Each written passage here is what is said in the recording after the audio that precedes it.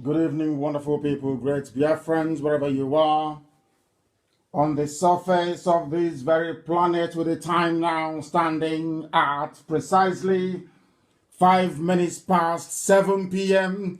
in the blessed land of Biafra, I welcome each and every one of you, regardless of where you are listening to us from, because we cover the entire surface of this very planet with this very gospel of redemption, this gospel of hope, this gospel of renewal, this gospel of the unification of all the children of light in the blessed land of Biafra, not minding where they have been gerrymandered into. We are live and direct on my Facebook page at Mazi Nnamdi Kanu. There are many fake ones, so you need to be very careful. We are also simulcasting on Radio Biafra app. We are live and direct on satellite. We are on FM. We are on Tuning. We are on Garden Radio. We are on Simple Radio. If you are determined to listen to this very gospel, if you want to transform yourself from a used tissue paper to an animal and then to a human being, this is the place to belong. This is where to be at this precise moment, because we are going to ceaselessly propagate this very gospel that will lead you from bondage into freedom without fear nor favor. We are here to preach the truth, the whole truth, and nothing but the truth. Therefore, when I say good morning, good afternoon, good evening to each and every one of you, I am acknowledging the universality of Radio Biafra transmission all over the world. Where there are civilized men and women, they are listening to Radio Biafra. This is the only reliable platform for meaningful dissemination of uncompromisable communication to those that wish to reason, to those that wish to understand. My name is Nnamdi Kanu. I am the leader of the indigenous people of Biafra, the largest mass movement on the face of this very earth. We have no arms, we have no ammunition, we have no guns, we have no bullets, we have no sword, we don't even have a catapult. But Elohim has dragged the zoo down. Asa Rock has been emptied. There is nothing in it. Aisha Buhari is prostituting herself from one man to the other, trying to hold on to what has crumbled. The zoo is no more. It doesn't exist. That is why we speak with every authority.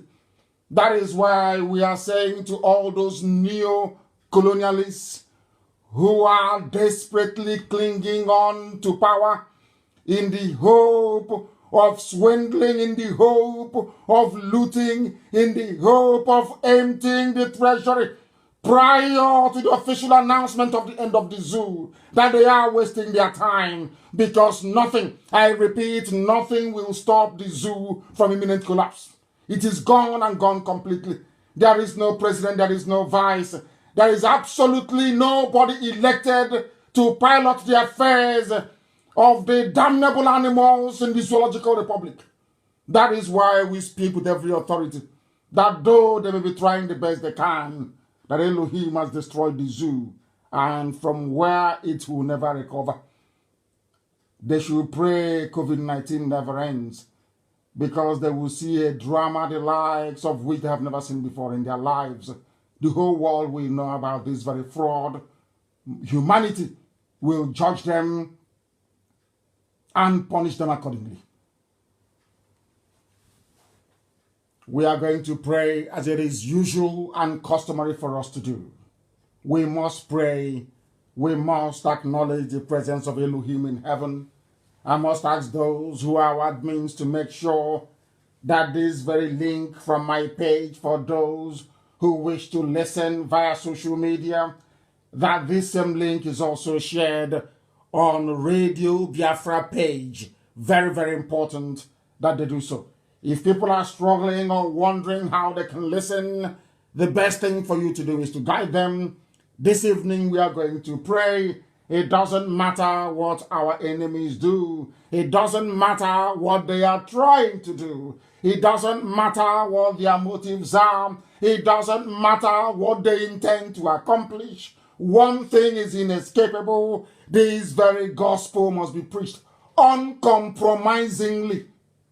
Uncompromisingly. I will preach the truth, the whole truth and nothing but the truth. You may not like it. You may not be comfortable with it. But Elohim has given me a message. And that very gospel I must spread. We must pray. We need to pray.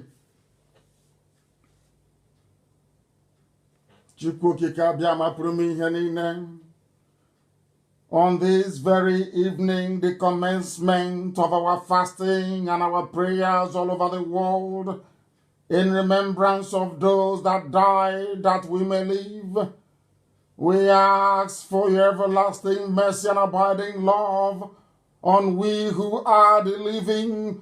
We ask Elohim for the safe repose of the souls of those that have departed in the cause of restoring Biafra. That very gallant class of 67 to 1970, very brave men, fearless, who for their sake, who for their gallantry, who for their bravery, we are still able to call upon your name today in truth and every honesty. For without those men and women and their sacrifices, the Janjaweed would have overrun your nation. Today we would have been speaking another language, another tongue. Today we would have been worshipping an idol from where we do not know. But out of the abundance of your kindness and your mercy, you remembered your promise to your children. You made us safe. Though we lost over 5 million, you preserved those who today all over the world is a shining beacon of excellence.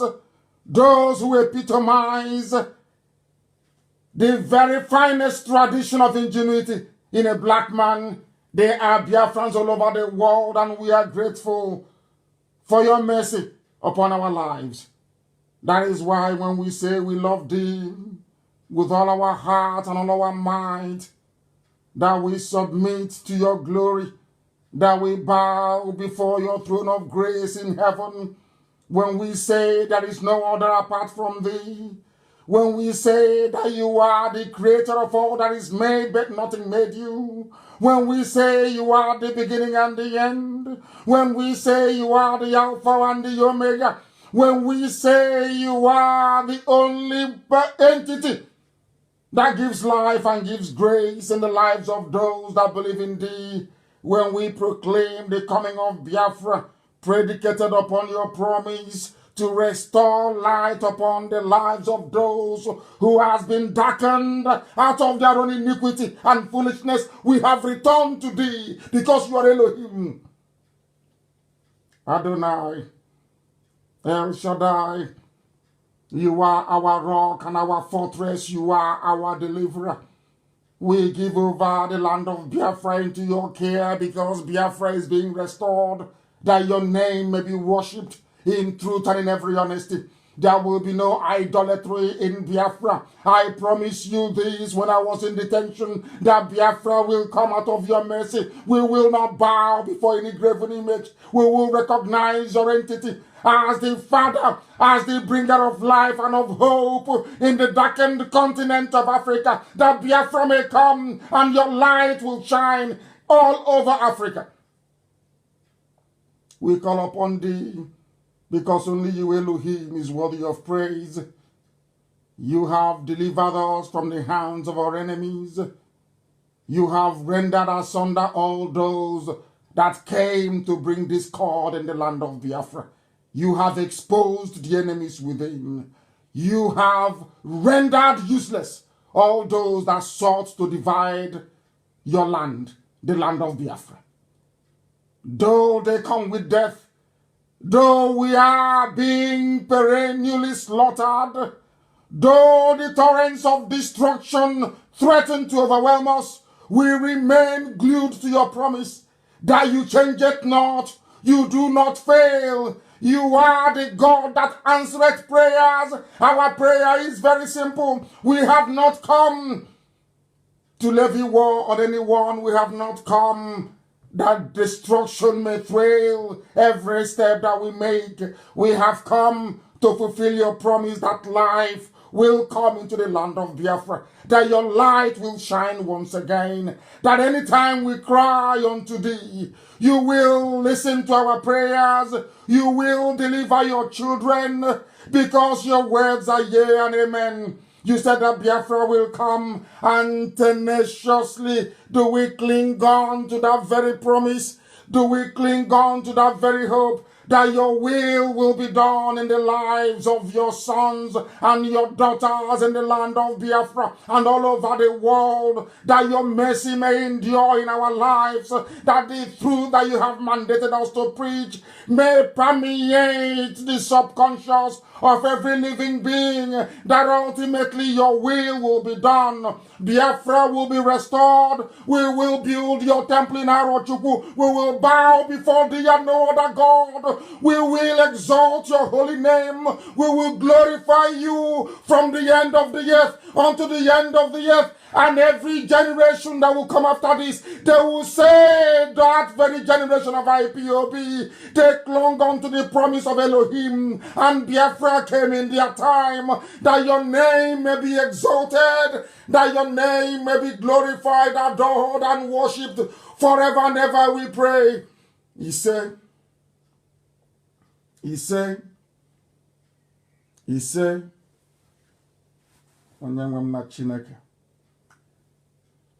for a few minutes I was in the spirit. I didn't want to come out, but I have to preach this gospel this evening as mandated by heaven. Go and get your pen and paper and the Falamajri and the Janjaweed, as I told you earlier on in my last post on my page, or should I say penultimate, given that we are listening to this very broadcast live. I asked you to bring your slate and your chalk. So as we are dissecting and digesting very complex issues of governance, of politics, of religion, of civic responsibility, of what it means to fight for your freedom, Alamajiri and Aboki, you can practice how to spell. Last, I think it was on Sunday, that you learned how to read from A to Z alphabet. Today, as we are deeply immersed in the knowledge of life, I will expect some of you at least to begin to learn how to spell simple things like cat and dog and cow. Because here, if you are afraid of the truth, believe you me, you cannot survive it. If you are afraid of the truth, this is not the platform for you. If you are afraid of the truth, then you are in one almighty trouble, because some people say that our language is sometimes unbecoming. Those who are afraid of the truth, they say that we insult them, but we don't insult anybody. I tell you the truth. If you do what is right, we will praise you. If you misbehave, we will shred you. It's as simple as that. This evening we must proceed very hastily, because I intend to take some calls this evening. A departure from the norm, a step away from our protocol. I will endeavor, given, should I say, the auspicious nature of the time that we are in, considering that 30th of May is upon us, when we remember those that died that we may live. This very evening, I will do all that I can to make sure that we take your calls. But first of all, we must preach. And this evening, you will be shocked at the revelation we're about to make. You will marvel at the ignorance and stupidity of some people. You will become distressed as to the hopelessness of those who have allowed themselves to be called Nigerians. Because if you're a Nigerian, it means you are lower than an animal. If you call yourself a Nigerian, it means you are in a zoo. If you call yourself a Nigerian, it means you have no redemption. If you call yourself a Nigerian, it means that the rampaging Janjaweedism is your portion in life. Let us preach the gospel of heaven. If you see yourself as a zoo animal, here we can make you become human once again through education. But if you are a used tissue paper, as some of you fondly refer to yourselves, then we cannot help you.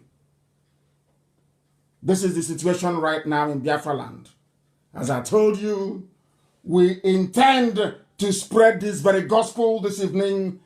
I want the whole world to understand what we are going through. I want humanity to comprehend the scale of suffering. I want everybody who is capable of discernment to feel sorry for what we are passing through in the land of Biafra. Because what is happening to us is unfathomable. What is happening to us defies logic. What is happening to us should not be allowed to continue. What is happening to us requires a very urgent, coordinated reaction that this very generation of ours will see the last of it. The wickedness being perpetrated in the land of Biafra is beyond abomination. Beyond abomination. And it is our responsibility this very day to bring that to the attention of the global community. Listen. Hello. Oh, good evening, all. It's to inform and to alert everyone that the Fulani herdsmen, they are right now in Bende. In Bende? We are in Ozuakole, where they call colony. Right now, they have many of them have been found there today with AK-47. About 300 of them there with guns. So please, we are calling for help. And the community have been alerted already. And they are all working to do something. But we still need help because we don't know that they will attack this night or tomorrow. I'm just doing this to inform all our principal officers. That's a challenge in the Bende. Precisely Ozuakole. And colony, where they call colony. Colonies through colony by colony in that bush. Colony and Mba and Loho. There's a forest there. They are in that forest. Please, if anyone get this information, please immediately inform all our principal officers for what is happening in Bende, precisely in Ozuakole colony. Thank you. God bless you all. I hope you have heard it. For those of you who are living in America, for those of you who think that you're sensible and reasonable, 300 armed fighters have now come into Ozuakole. If you come from Bende, and perhaps you are as old as I am, or you went to Methodist College Ozuakole, one of the, I will call it an Ivy League school. If you are acquainted with that part of the world, Mba, Dogum, and Ozuakole, you will know where the colony is. This very evening, right now, this very second, there are 300 armed Fulani terrorists who have camped there with the help of the Nigerian army, with the help of the Nigerian police, which of course is being should I say, controlled by the Fulani. It took them many years to plan this. They didn't just wake up one night and decide to flood down to the south. No. As we are busy trying to be politically correct, as we are busy talking rubbish on video, backstabbing as usual, mouthing our rubbish, working for a new Nigeria, working to divide Biafra land, working to sabotage any coordinated effort to confront our enemies from the Sahel. This is the gift you have given to us. Your complacency, your sabotage, and your treachery. Some of you never knew that it would affect you. But this very evening, if you have ever sabotaged IPOB, if you have ever sabotaged Biafra, if you have ever supported the zoo called Nigeria, right now in Ozakole is the result of your labor. All those years you spent working for the enemy without knowing it.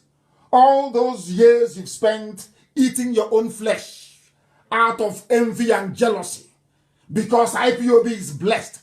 All those years you've spent writing and mouthing rubbish. All those you've spent wallowing in your stupidity. All those years you have spent serving the zoo. The result is now in leper colony in Ozakole. That is what you have given to us. All of you telling us, oh, I have a property in Kanu, I have a property in Abuja, I live in Lagos. Do you see what you have done? Because of you now, leper colony in Ozakole has been overrun. Because of you, the colony has been taken over. A portion of Ozakole is under Fulani occupation. All of you, we've been asking for very many years that we need help and assistance to compel these people to leave our land. And you have been prevaricating, you've been delaying, you've been talking rubbish after rubbish. You've been gossiping, grown-up men in the US, gossiping from one useless meeting to another, from one hopeless meeting to another. All your years of gossiping, all your years of stupidity, all your years of backbiting, can you see the resultant effect in Ozakole? This is just the tip of the iceberg. There is another video from Ebonyi, and I hope that Amaka will lay her hands on it and be able to publish it. What they are doing, houses being burnt and destroyed. Before your very eyes, you see these things happening. It's only IPOB who has been fighting. For nearly 10 months now, we have been fighting consistently. And I will come on air and I will tell you that the Fulani army and police, that Ohaneze Ndioshi and the so-called politicians, they are in concert with these people to overrun and take over our land. Some of you wouldn't listen. But now it's happening. They are now in Ozakole. They are destroying houses in Ebonyi. The very limited resistance we are putting up in Ebonyi is what our budget can carry. I have seen some idiots, they come, some people say, oh, you should stop, you should reduce calling people idiots that our kids are listening. Tell your children that I am referring to those that have betrayed us and who, because of what they have done, both individually and collectively, have put us in a very perilous situation. Our people are dying, our land is being overtaken, we are being overrun. Everywhere they are coming with arms. There is no way I can decorate my words. I'm a very angry person. Very, very bitter at our complacency and stupidity, and you want me to sugarcoat how I say things, I won't do it.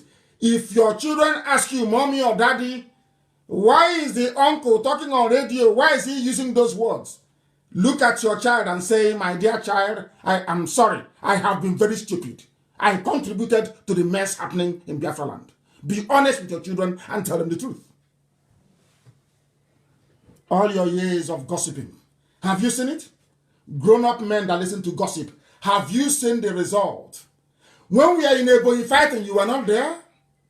when we are in Delta fighting them, none of you knew until they started rounding up and arresting IPOB inside Delta. I came on air and I said it. If they finish arresting IPOB, you will not have people to defend Delta. They thought I was joking. They succeeded in what they were planning with the fire cover. Now the result is there. They have now taken over Delta State. Have you not seen it? Are all of you blind? You cannot see? I will play it later. Very shortly, I will play it for all of you, that you may understand. So when your children say to you that uncle talking is very upset, he says things, he's cursing people, tell your children that you are the reason why that uncle is talking the way he's talking. Because all of you put our land in jeopardy. And you think we are going to forgive you? Even if you like, you go and bring us the sun and the moon. We'll never forgive you. All this nonsense going on now should have been stopped from the beginning. I warned you in 2012, 2013, 2014, 2015. Until I was arrested, I came out. I kept warning you, let us prepare, let us prepare, let us get ready. You said no. What some idiots did, as I was, they said, oh, you don't talk to politicians, you don't cooperate with them. As I came out, I spoke to a few of them, and I said, can you see our condition? Are you going to do something about it? Not one single soul. I'm saying it live to the hearing of the whole world. Not one single politician from Igbo land, from Efik, from Ibibio. I spoke to all of them. I sent emissaries to them. I said to them, this is what is coming. There is no governor in Biafra land. There is none in the so-called Southeast or South or Niger Delta and all the useless democracy that goes with it. I spoke to all of them. I sent people to them. Let us prepare. I'm telling you now. And all of them said no. That they are planning. They promised all of them vice president. All of them. Everybody was promised VP. They promised Wike VP. They promised Omahe vice president. They promised Ugwanye vice president. They promised Obiano vice president. They promised, I don't know what they promised to Kezipas. I'm not too sure. They promised the Supreme Court governor. They promised him that he will now be the new Alakali of the whole of Igbo land. These are the people you have as your politicians. They have no foresight. They have no vision. With the exception of Abaribe and a few others who don't want to be mentioned. I pleaded with them. Do you know what happened? The same politicians, some of them, working for the zoo, went behind my back and started telling them, make sure you don't give any arms to Nnamdi Kanu. If you do, he will defeat the zoo, Nigeria, and he will come and kill all of us. I said it before live on air. I have said it many times. Instead of them to see what I have seen, they went about gossiping. It was that gossip that led to Operation Python Dance. That same gossip. What Igbo men are doing with gossip, I have no idea. Why a grown-up man that claims, or woman who claims they're educated, somebody can come to you in the middle of the night and be whispering rubbish to you, inboxing you nonsense. You don't have the presence of mind to ask the person, please, why don't you bring me the evidence you have? Simple evidence. Because there's a saying where we come from. You don't judge by only listening to one side of the story. Listen to everybody involved. You listen to gossip. Oh, let's not support hiding your prejudice and your little jealousy. All of that nonsense is the reason why right now, Zakol is occupied. That is why in Ebonyi State, as I'm going to play for you, that is why. Listen, Ebonyi. In Ebonyi. No government. There is no government in Ebonyi. They are complaining in Igbo language. A house destroyed and burned. No arrest. You won't hear the police. There is no Yoruba media reporting it. There is no BBC. All of them, they are all silent because they are in on it. They want our land to be taken over. They want us to be a conquered people. When we tell you something you don't want to hear. Have you seen the destruction? 3 villages. have been vandalized. 3 villages destroyed. This is the video. Destroyed and vandalized in Ebonyi. Nobody knows the actual people. Only IPOB Biafra we are fighting with nothing, less to nothing. Now, we have with bare hands we are fighting. This is in the goal. Have you seen it? Our government. The state government is aware of this. State government is aware. The state government is aware of this. In Ebonyi. Because I have reported this in, said they should urgently come. Are you listening? You're from Ebonyi, you're in Lagos, you're in Abuja, thinking you're having fun. Our land is gone. They went to the well that we dug. But and they poisoned it. Goat, fowl, what everybody is being killed. Human beings, goat, fowl, every animal is being destroyed by the Janjaweed in Ebonyi. Who is there fighting them? Only IPOB. Any help or support from anywhere? The answer is no. There is no support. Some idiots are talking rubbish. Oh, they gave you money. Yeah, you have money. Yeah, they gave you money to go and buy web. I'm looking at the idiots, the fools. Fools. That is why I said to them, I will not accept anything from anybody. If you have any contribution to make in America, go to World Igbo Congress. You people are horrible human beings. Tomorrow now, both those that contributed and those that didn't contribute, they will say they contributed for 4.4 trillion. And they gave to Nnamdi Kanu, which is a lie. An Igbo man doesn't give you money. That is how life is, unless he or she is benefiting from it. Very rarely, an Igbo man can come out deep hand in his pocket, bring out $1 million or 2 or 3, and say, give you, go and buy weapons to defend our land. They don't do it. That is a fact of life. Or you will see idiots. They are not part of IPOB. They have never contributed one dime in their life. They will take their useless Chinese phone and be doing video, talking rubbish. Talking nonsense. That is who they are. That is how they roll. That is how they operate. That is the nature that they possess within them. What do you want me to show you? Have you seen the beheaded woman in Ebonyi? Our mothers are being raped, being beheaded. Every blessed day, we lament, we complain. Somebody say, oh, let's see what you can do. You say another idiot. Tomorrow they make a video. Oh, how about the money we contributed before? But you didn't contribute anything. There is no money. You that is talking, did you contribute to IPOB? The answer is no. Ask them the evidence of all the money that was contributed to buy arms. They have none. They don't have any. The idiot talking did not contribute not one dime. All they have done is to be working for the Janjaweed. Working for the Janjaweed, the invaders, by dampening your spirit. I know that one day, the politician, before the end of next month, I will mention his name live on air. I will tell the whole world his name. He went about in Abuja telling them, do not support. And I said to him, apart from 5 or 6 people all over the world who can fund this project, who do you think can bring out support for us to move forward? Look at the Yorubas. You can't even learn from them.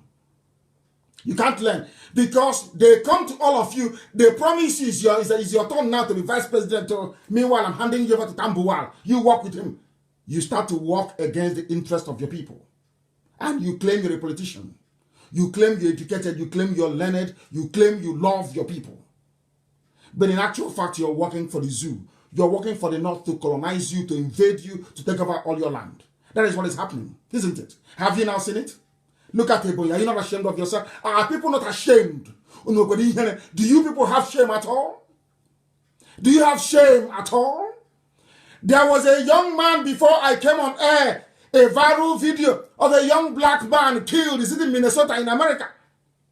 The white policeman knelt on his neck, snapped it, and he died. And I was thinking to myself, if Africa was a viable continent, what would black people be doing in America?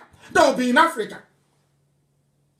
And if we are civilized, I'm not saying they don't kill us in Africa, but if we are civilized, we can build a nation, build individual countries that are capable of protecting our lives and our dignity as a race.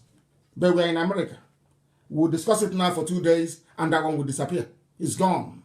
Another useless black life lost. The same way they're slaughtering us. We have nowhere to go. Instead of people to come together and say enough is enough. That's all it takes. Enough is enough. How many are the Fulanis? How many are they? They conquered Awusa kept quiet like a bunch of idiots. They conquered Nupe the same. They conquered Gwari the same. The same people conquered Yoruba the same thing. Now they're coming to conquer us. And all of them are all quiet. They have swept over the so-called Middle Belt. The TVs they are gone long time ago. They are vassals long time ago. All that it takes to stop them, the only thing it takes to stop the Janjaweed is simple, tiny cooperation. Very, very small. It doesn't take anything. It won't cost you anything.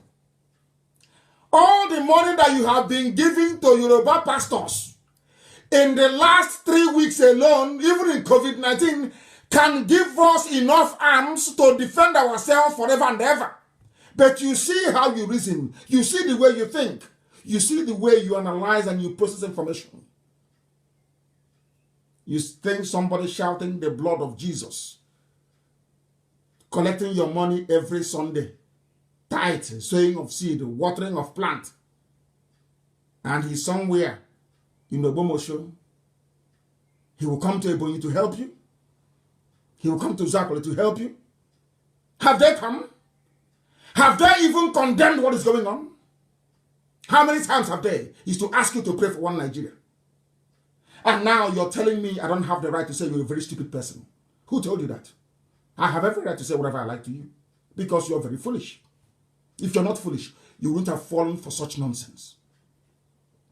You would not have fallen for it. We have enemies. You don't understand. We have enemies everywhere. If you don't know, let me educate you. Our enemies there are some you can see and others you cannot see. Our enemies are even in Australian government. The government of Australia, they have bribed some of them. Our enemies are there. If you know what I'm battling with the Australian government, you will not believe it. Some of them are there in Australian government. Do you know the enemies we have? Some of you just pick up your useless, rickety phones, online talking rubbish. Because you're foolish, because you have no brain, because you cannot reason, you cannot think. You're a primitive black monkey. You know nothing. Do you know how many enemies we have? Do you know I went to VOA after my interview at VOA and went back to Capitol Hill to go and lobby US senators about the killing of Christians? And the same VOA that invited me, on the morning of the interview, they rang me and said to me, they spoke to my PA. They said to my PA, oh, can your principal speak Hausa? And he said to them, what has Hausa got to do with interview? VOA in Washington. VOA headquarters on Capitol Hill. He said, unless he speaks Hausa, we cannot interview Nnamdi Kanu today. I've not told you this before. Go and ask VOA in America. Because the zoo got to them. All the money they've been borrowing, they're using to bribe. All they do is to bribe. It was only when we started this movement that I knew that white people is as corrupt as black people, if not worse. But they do it very scientifically. Do you know that? Are you aware of that? Do you know that VOA cancelled my interview because you know what they said? That I should go to Nigeria embassy and bring somebody who speaks Hausa to debate with me. I said to them, I don't mind debating with anybody, but you go and bring the person. Let me shred them. In America, I will vaporize them before the whole world. They said no. I should go and bring somebody who speaks Hausa so they can interview me in Hausa language. And I said, with all due respect, VOA, you're talking rubbish. That was how the interview was cancelled. Do you know how many enemies you have? All these idiots running all over the place, yapping rubbish. Do you know how many enemies you have? Have you been to the US State Department before? Have you tried to table the issue of Biafra before? Have you received any responses? Do you hear what they are saying? Do you know what they are saying about Biafra? About the zoo? About dividing the zoo? Do you know how many billionaires? Do you know how many billionaires they are making from Nigeria? Do you know? You have any idea? No. If I tell you that they love the corruption in Nigeria, will you believe me? Only a handful of them. Because there's always a handful of white people with conscience. That is one thing about them. No matter how bad they are, there is always a handful of white people with conscience. Do you know how many millionaires they make from Nigeria every month? And you want somebody who is sitting in the United States State Department or UN making money from Nigeria, or an ambassador in Nigeria making millions out of bribery. You want them to now come and say, oh, let's divide Nigeria. Where would they get their money from? The free money they're getting. Some of you don't listen, you don't think, you don't analyze. All they say, where is the money? Anytime I come on air and I say that we have difficulties, we need money, that is the only thing that you hear. And the idiot talking hasn't contributed one dime. That's the thing about us. It reminds me of a story that my friend told me many years ago. A very close friend of mine then.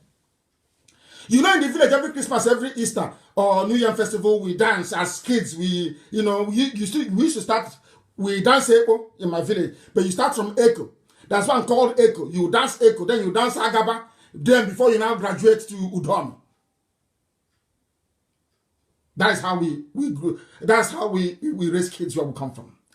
And as you dance Echo, maybe during Christmas or Easter, you go from house to house dancing as kids. People will be giving you money as children.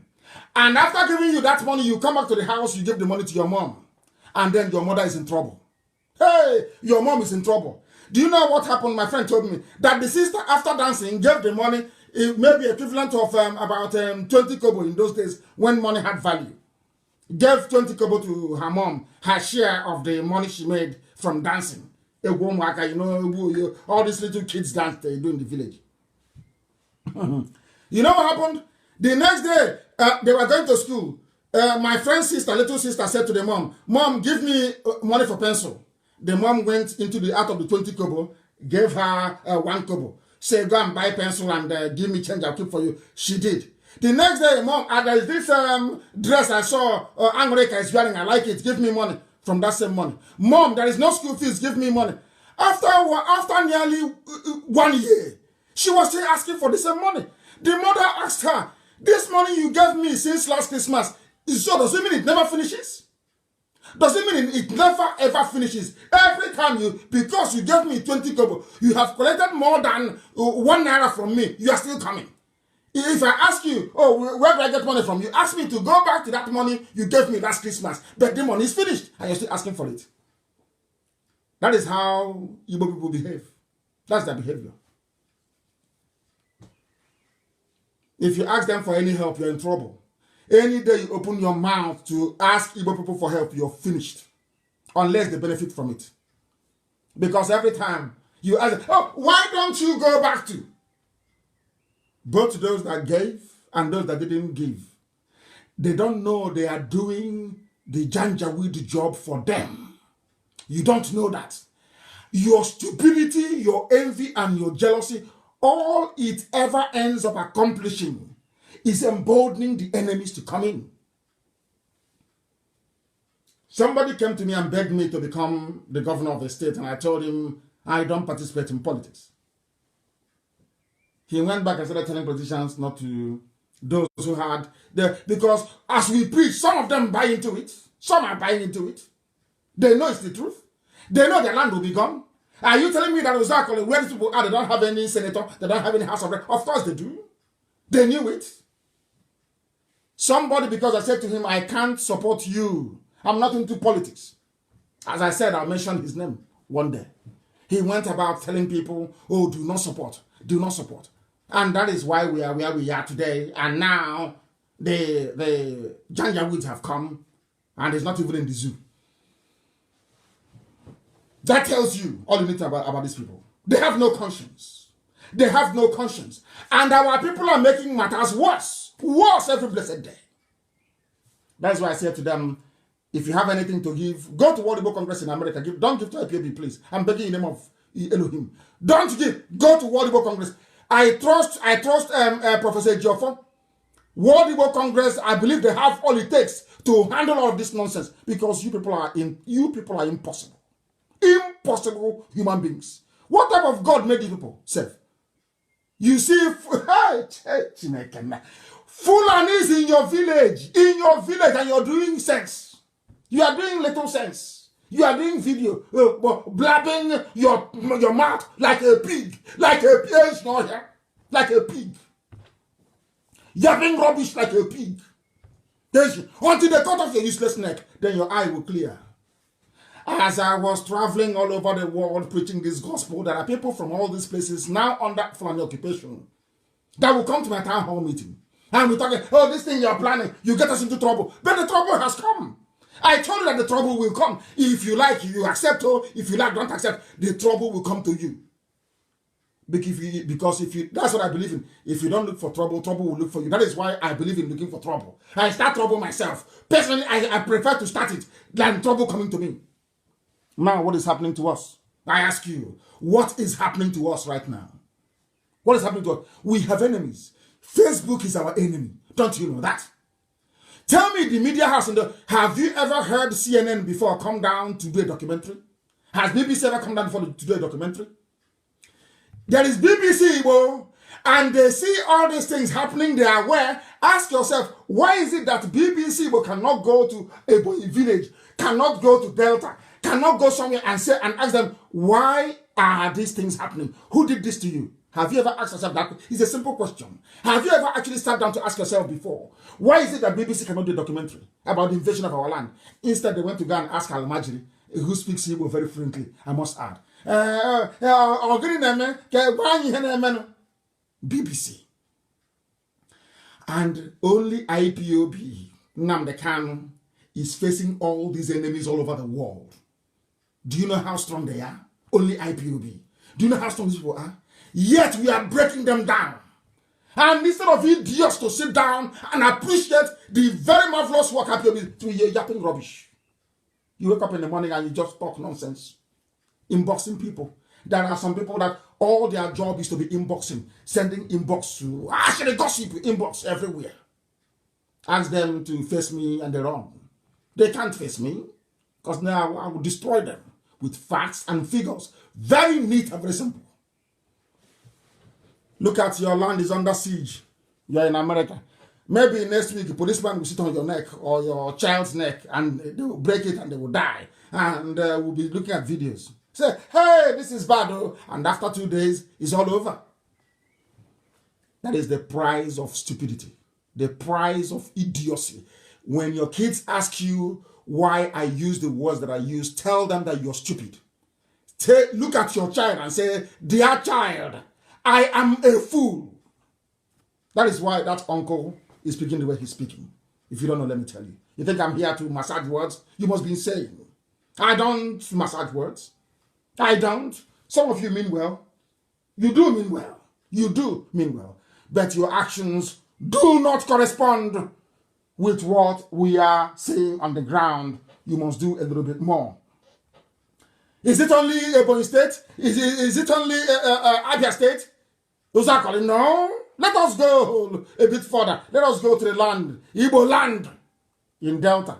Some idiot I read was telling me nonsense about they are from Ukwane. They came from Bini. Hey!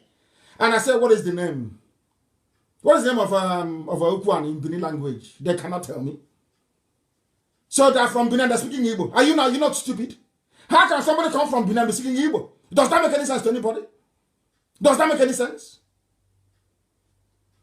This is years of mental destitution. I don't want to be speaking too much grammar all the time. Years of mental idiocy. Your name is Ifeanyi Okowa. Somebody answering Oviewerem or Moyeren or whatever is coming and telling you you are related to him. You're from Benin and you're jumping up and down like a spring chicken, saying yes, I'm from Benin. Are you not sincere? Is your brain correct? Is your brain okay at all? That is what years of living in a zoo has done to people. We have enemies. Our enemies are not just the Janjaweed, the Fulani you see in the north. Everywhere. Because they are afraid. Some corrupt neo-colonialists are afraid of Biafra. They think that Biafra will have the same effect on Africans the same way that Japan did in Southeast Asia.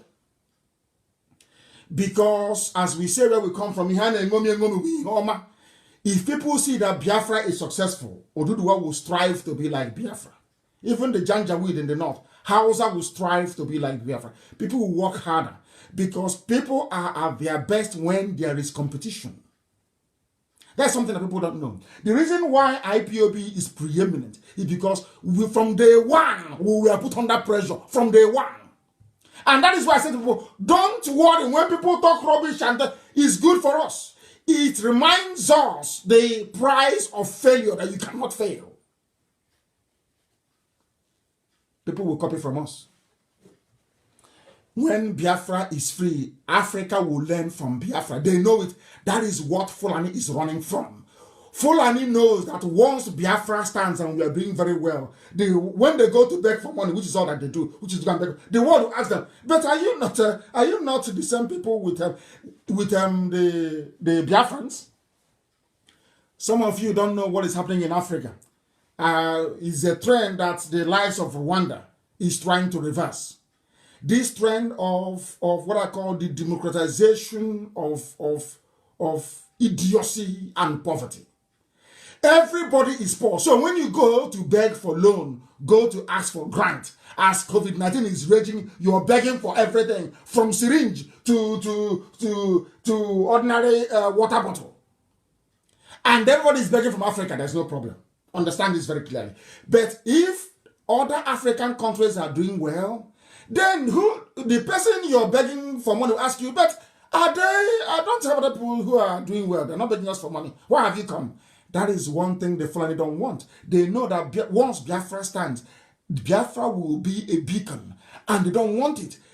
All these, their useless, janjaweed, feudal way of existence will disappear. Because Al-Mahdi will then ask them, can't you really see us then they leave them for Biafra? That's what he will say to them. Why can't you be like Biafra? That is what the janjaweed are afraid of. That's all. Nothing more, nothing less.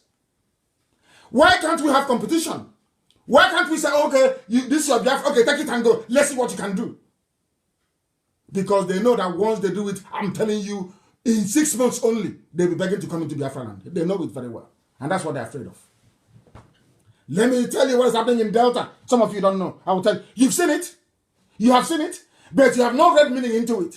That's what I'm here to make you do. You have not read meaning into it. You must see it. You must see it. In the Oshimiri North local government Listen. Delta State are protesting an executive order from the local government chairman evicting them. The chairman of the council, Mr. Louis Ndukwe, had issued an order asking those residing... His name is Louis Ndukwe. Louis Ndukwe. Ndukwe. But he's from Benin. He's right from Benin. His name is Louis Ndukwe. I have never seen such idiots before. What he did is very good. And we are going to get to that in a minute. This is Channels TV covering the plight of Fulani terrorists in Delta State. Now, I'm asking you a question. You have seen we have made every effort to contact Dave Umahi about what is happening in Ebonyi State. Have they ever been to Ebonyi State to report before? When they were killing us in the north, did you see Channels TV report about the beheading of Igbo people in the north? Or the killing of Biafrans?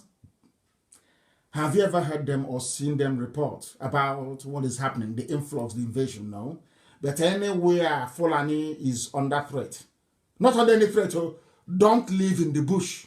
That's all. You see channels, they will appear immediately. Oh, they're trying to evict Fulani. I am telling you that the Janjaweed, they know who to bribe, when to bribe, and how to extract the best. That is how they're holding everybody hostage. All of you are foolish because they're holding you hostage. You have no brain. They go to channels run by Yoruba. They give them money. Channels will now be covering their issue. Now, when we now go to America or we go to EU or UN, we say, can you see what is happening? They will say, oh, but according to Channels report of the 26th of May 2020, they said you people are the ones disturbing the peace. You're the ones chasing the Fulanis away.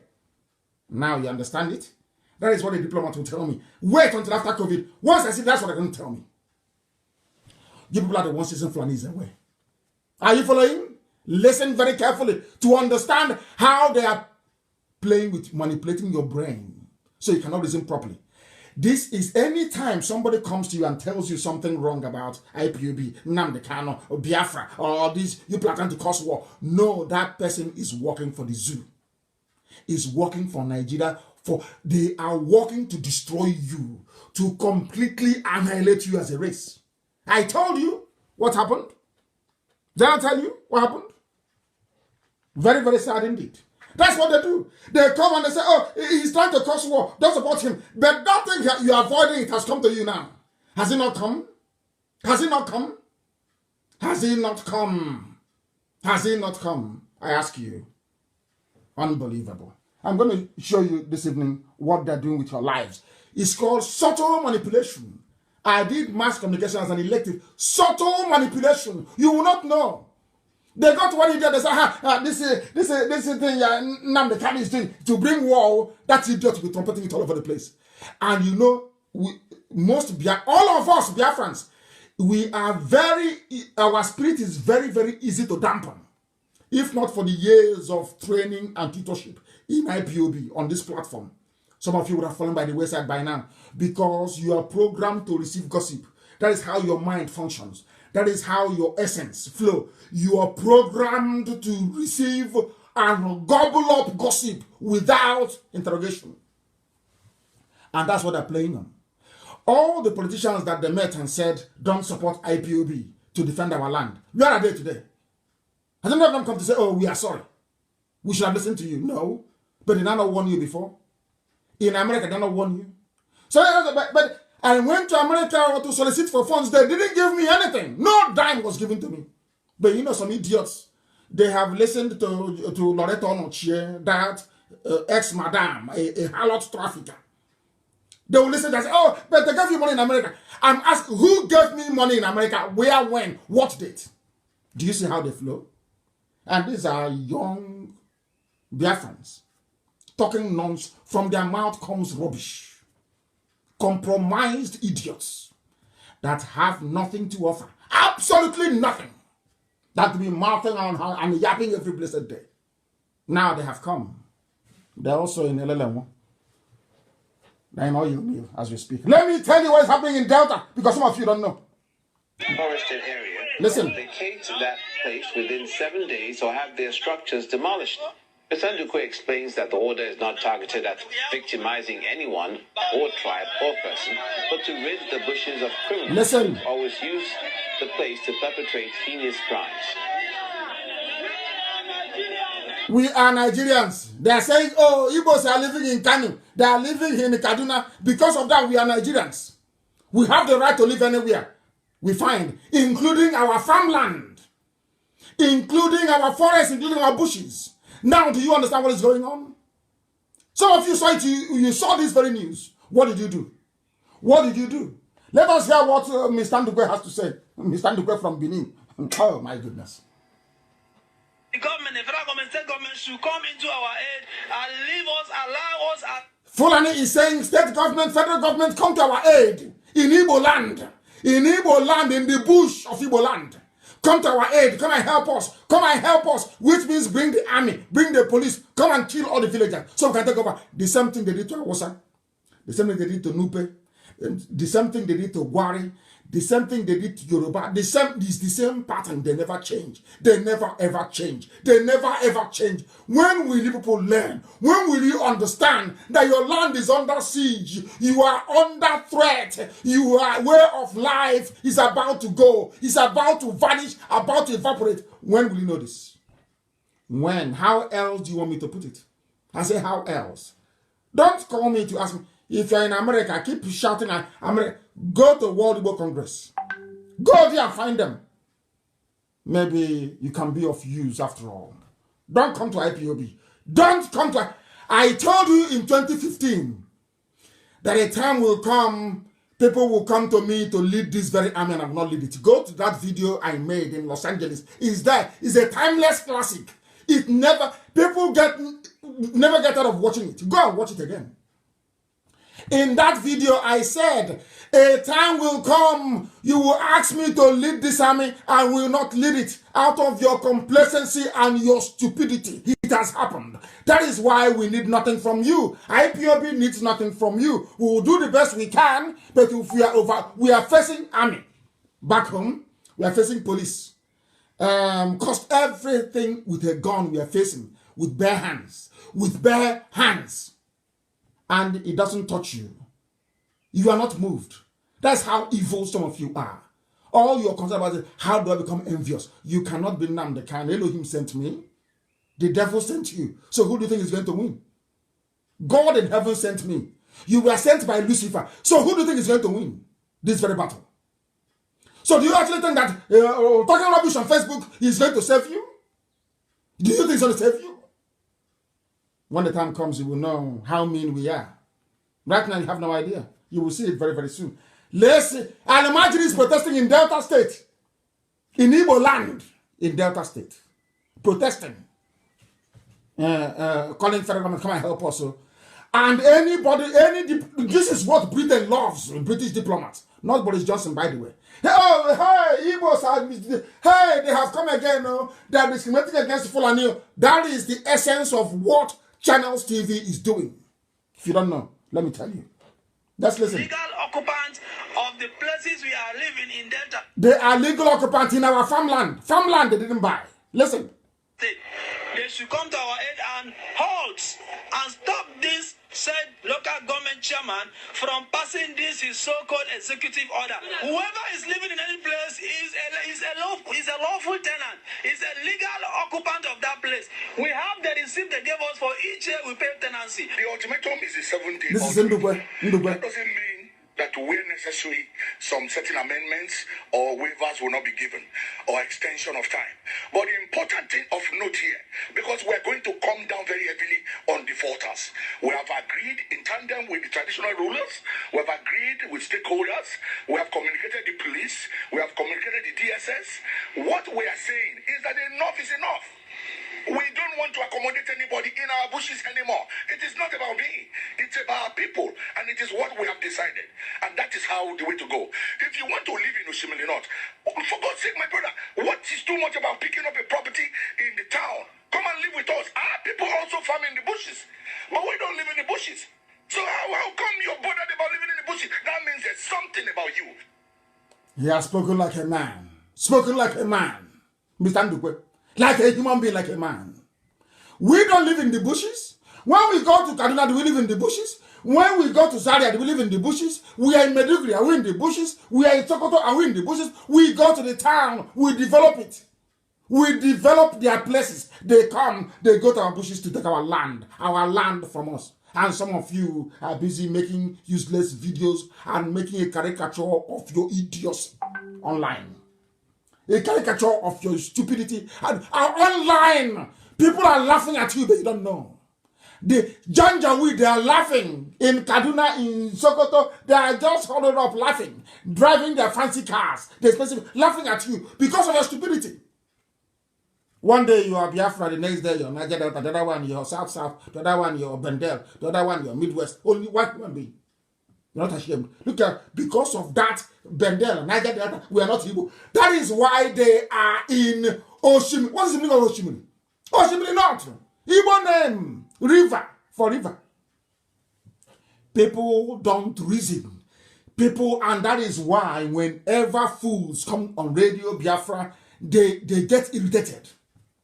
Because they cannot comprehend the level of understanding we possess relating to our condition in the zoo called Nigeria as Biafrans.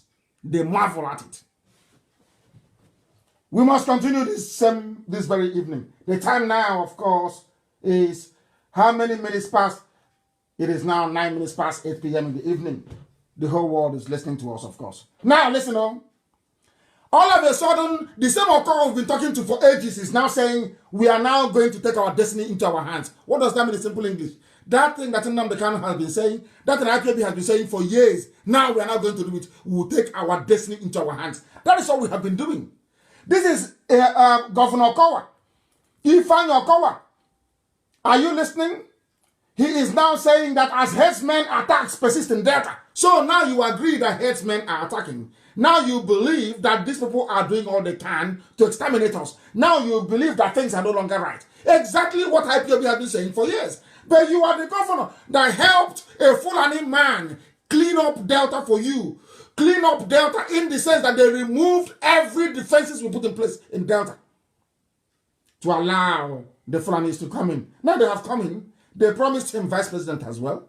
You do your bit for vice presidency. He has done it. Now his land is under threat. Now he's suffering. Now he's feeling the heat. Do you see how they roll in the zoo? Do you now understand it? That's the final cover for you. Now they believe that there's killing going on everywhere. And the Fulanis are protesting in land that doesn't belong to them. Unbelievable. Things are happening in the zoo, you know. Things are happening in the zoo, I tell you. Things are happening in the zoo that some of you will marvel. What is happening in the zoo will shock some of you. It will shock you. And that is why we remain very, very determined that Biafra must be restored. That's the only solution. It doesn't matter where you come from. Biafra is the only solution. Have you now seen that all that Niger Delta rubbish? Do you see that it holds no water? All that South garbage, you see, holds no water. People say, oh, but I'm not insulting you. How can I be insulting you? I'm insulting something that doesn't exist. It does not exist. Not in common sense, not in geography, not in politics. It doesn't exist. There's nothing called Niger Delta. It's as simple as that. How am I insulting you? How am I insulting you? The white man came and took you as slaves. They didn't insult you. They brought their religion and gave you. They didn't insult you. They changed your way of life. They didn't insult you. They named you Water Port Harcourt. It wasn't an insult. They gave you their names. It wasn't an insult. They told you that a Christian name is better than your traditional name. You accepted. It wasn't an insult. Huh? Are you listening? But me telling you that Niger Delta is a nomenclature that shouldn't exist is an insult. Do you say you're even practicing racism in your stupidity? The white man came, took you as slaves to America to work for free for 250 years. It wasn't an insult. He brought his religion. It wasn't an insult.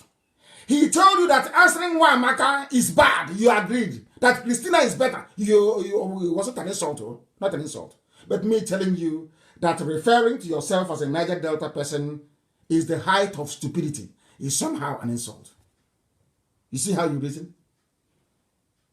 You see how some of you reason? Before, as somebody rightly noted, elders are the ones that tell history to their children. But today, we are the children. We are telling, I'm an elder, of course. Our children are now telling us about history. And later on, they will say we don't have respect for elders. They don't respect. How can I? You know nothing. How can you believe it? You don't know anything. How can I respect you?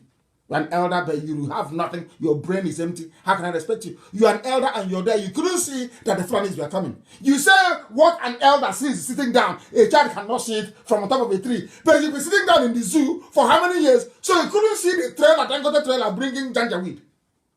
So you didn't see the trailer. But you're an elder. Who can see when he's in the bunker? But the ordinary Dangote trailer you cannot see. And you claim you're a leader. Unbelievable. Let's continue. Anybody that you see making a video or a comment against Biafra agitation is a Janjaweed apologist. All those who like their posts are all Janjaweed supporters. They are the people fighting to destroy you. They are servants of the caliphate, all of them in Pandev, all of them in Ohanese. These are the people destroying you. Forget the nonsense they tell you. Forget the rubbish they say when they come on television. They do not mean it because they don't have what it takes. They don't have the guts to push through their conviction. They don't have it. They don't have it. If you tell somebody the truth, it's an insult. What sort of human beings are you? What sort of you? Look at how poor you are. Poverty written all over you. And it says an insult. Because funds are needed to secure Biafra land. And knowing how hard it is, I know for an Igbo man to fund anything he would not directly benefit from, I am directing that every financial assistance that people intended to channel towards IPOB should now please be diverted to World Igbo Congress. Go and settle that with them. Not tomorrow you start telling people you gave us 4.4 trillion. I don't want it. We are going to do all we can and continue to do all we can to safeguard Biafra land as much as possible. As much as possible. Not just for everybody. I have seen today a lot of people saying we're Igbo group. This one is answering this name, that name. I've read about 4. Writing to UN. Writing to all this world. That is how they are. Everybody's writing to UN. Everybody's writing to EU. Oh, how many do you think that EU will take you seriously? How many of you are writing to us about the same thing? How many of you? How many organizations do you have? They will say no wonder Janjaweed are in your land because you are so, I don't know, your search for relevance is nauseating. Always looking for relevance. They let them see my name in Brussels. I want to see my name in Washington. Nah, hey, put my name there. Let me sign as well. Stop wasting your time and channel all your efforts and energies into strengthening whatever position WIC has as well, or already in America. And from there, perhaps something tangible may be able to come forward. I asked some people a while back to try and contribute towards what we are doing. If you remember very well, I went to America. This same America, I keep going to US all the time. I keep going and reminding them they don't do anything. I was in the USA a few months ago and I asked them to contribute $1. They never did. It was only one of our sisters that gave 10,000. Our mothers gave 7,000. What is in the account, I will tell you today. I set up this fund long time ago for this period of Janjaweed coming. What we have in the account is $40,000. You know me, I don't hide anything. That is what they have contributed. And out of that $40,000, $20,000 was contributed by only 4 women. What does that tell you about your people? Now you can see that they want us to be conquered and taken over. Can you see it? In America, and the money hasn't been touched though, before you start making your videos tomorrow. It's still there in the USA. 40,000. 40,000. 40,000. What does that tell you about your people? What does that tell you about who you are? What does that tell you about who you are? What does it tell you about your mentality and the way you reason? I told them, Fulanis are coming. I warned them. Every time I go to America, I warn them, the Fulanis are coming. They're coming. Every time they're coming. I was sounding like a broken record. Some of the evil ones in Yoruba media, they were like, Nnamdi Kanu is instigating trouble. But now that the Janjaweed would have come, they no longer right. To come back and say, oh, Nnamdi Kanu was right. No, they won't do it. Now you understand them the way they flow. You understand who these people are. Now listen very carefully.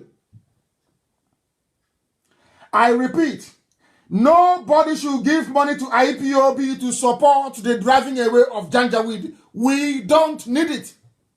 I don't need it. Find who you can give it to. Not to, I don't give us. Now that the Fulanis have come in, you are looking for IPOB. You go and do it yourself. They'll cut off your head. Go and try it now and see.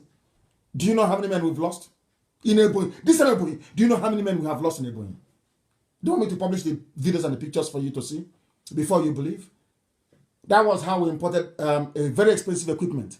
And I was telling our people, telling Biafrans, we have bought this transmitter. They never believed. They were making videos. You ate money. I don't know what is wrong with them. You ate money. You stole money. You did this. You did that. Where is it? After I listened to them, I did a video of where the container was. The same person asking me to castigating me and saying that I ate the money, that where is the container, was the same person that took the clip and went to DSS in Oka to tell them, oh, I know where this video was made. You need here, come, let me take you there. And he's a Biafran. And he has a microphone today. Running around saying he's working to unify, working to get Biafra. I told him the Sabo with microphone. The same people casting, and I said to them, I bought it. They didn't even believe me. When I was arrested, they didn't believe me. When the same transmit, very massive, that was tendered in evidence in court, do you know they were still making videos. He ate our money. They were still making videos. Until Buhari, when he was alive, 31st of December 2015, on national television in the zoo, being interviewed by four journalists, said, that one they call Kanu, if you see the sophisticated equipment he brought into the country, it was only when a Janjaweed decided that they believed that I brought it in. They needed to hear it from the mouth. Oh, that is how wicked and evil they are. When you see them making their sweet video, you oh, he's a fraudster. He's a con artist. What did I steal from you? Nothing. I'm a conatist because I want Janjaweed to go. I'm a conatist because I told you are an idiot agitating for Niger Delta. Only a fool can do that.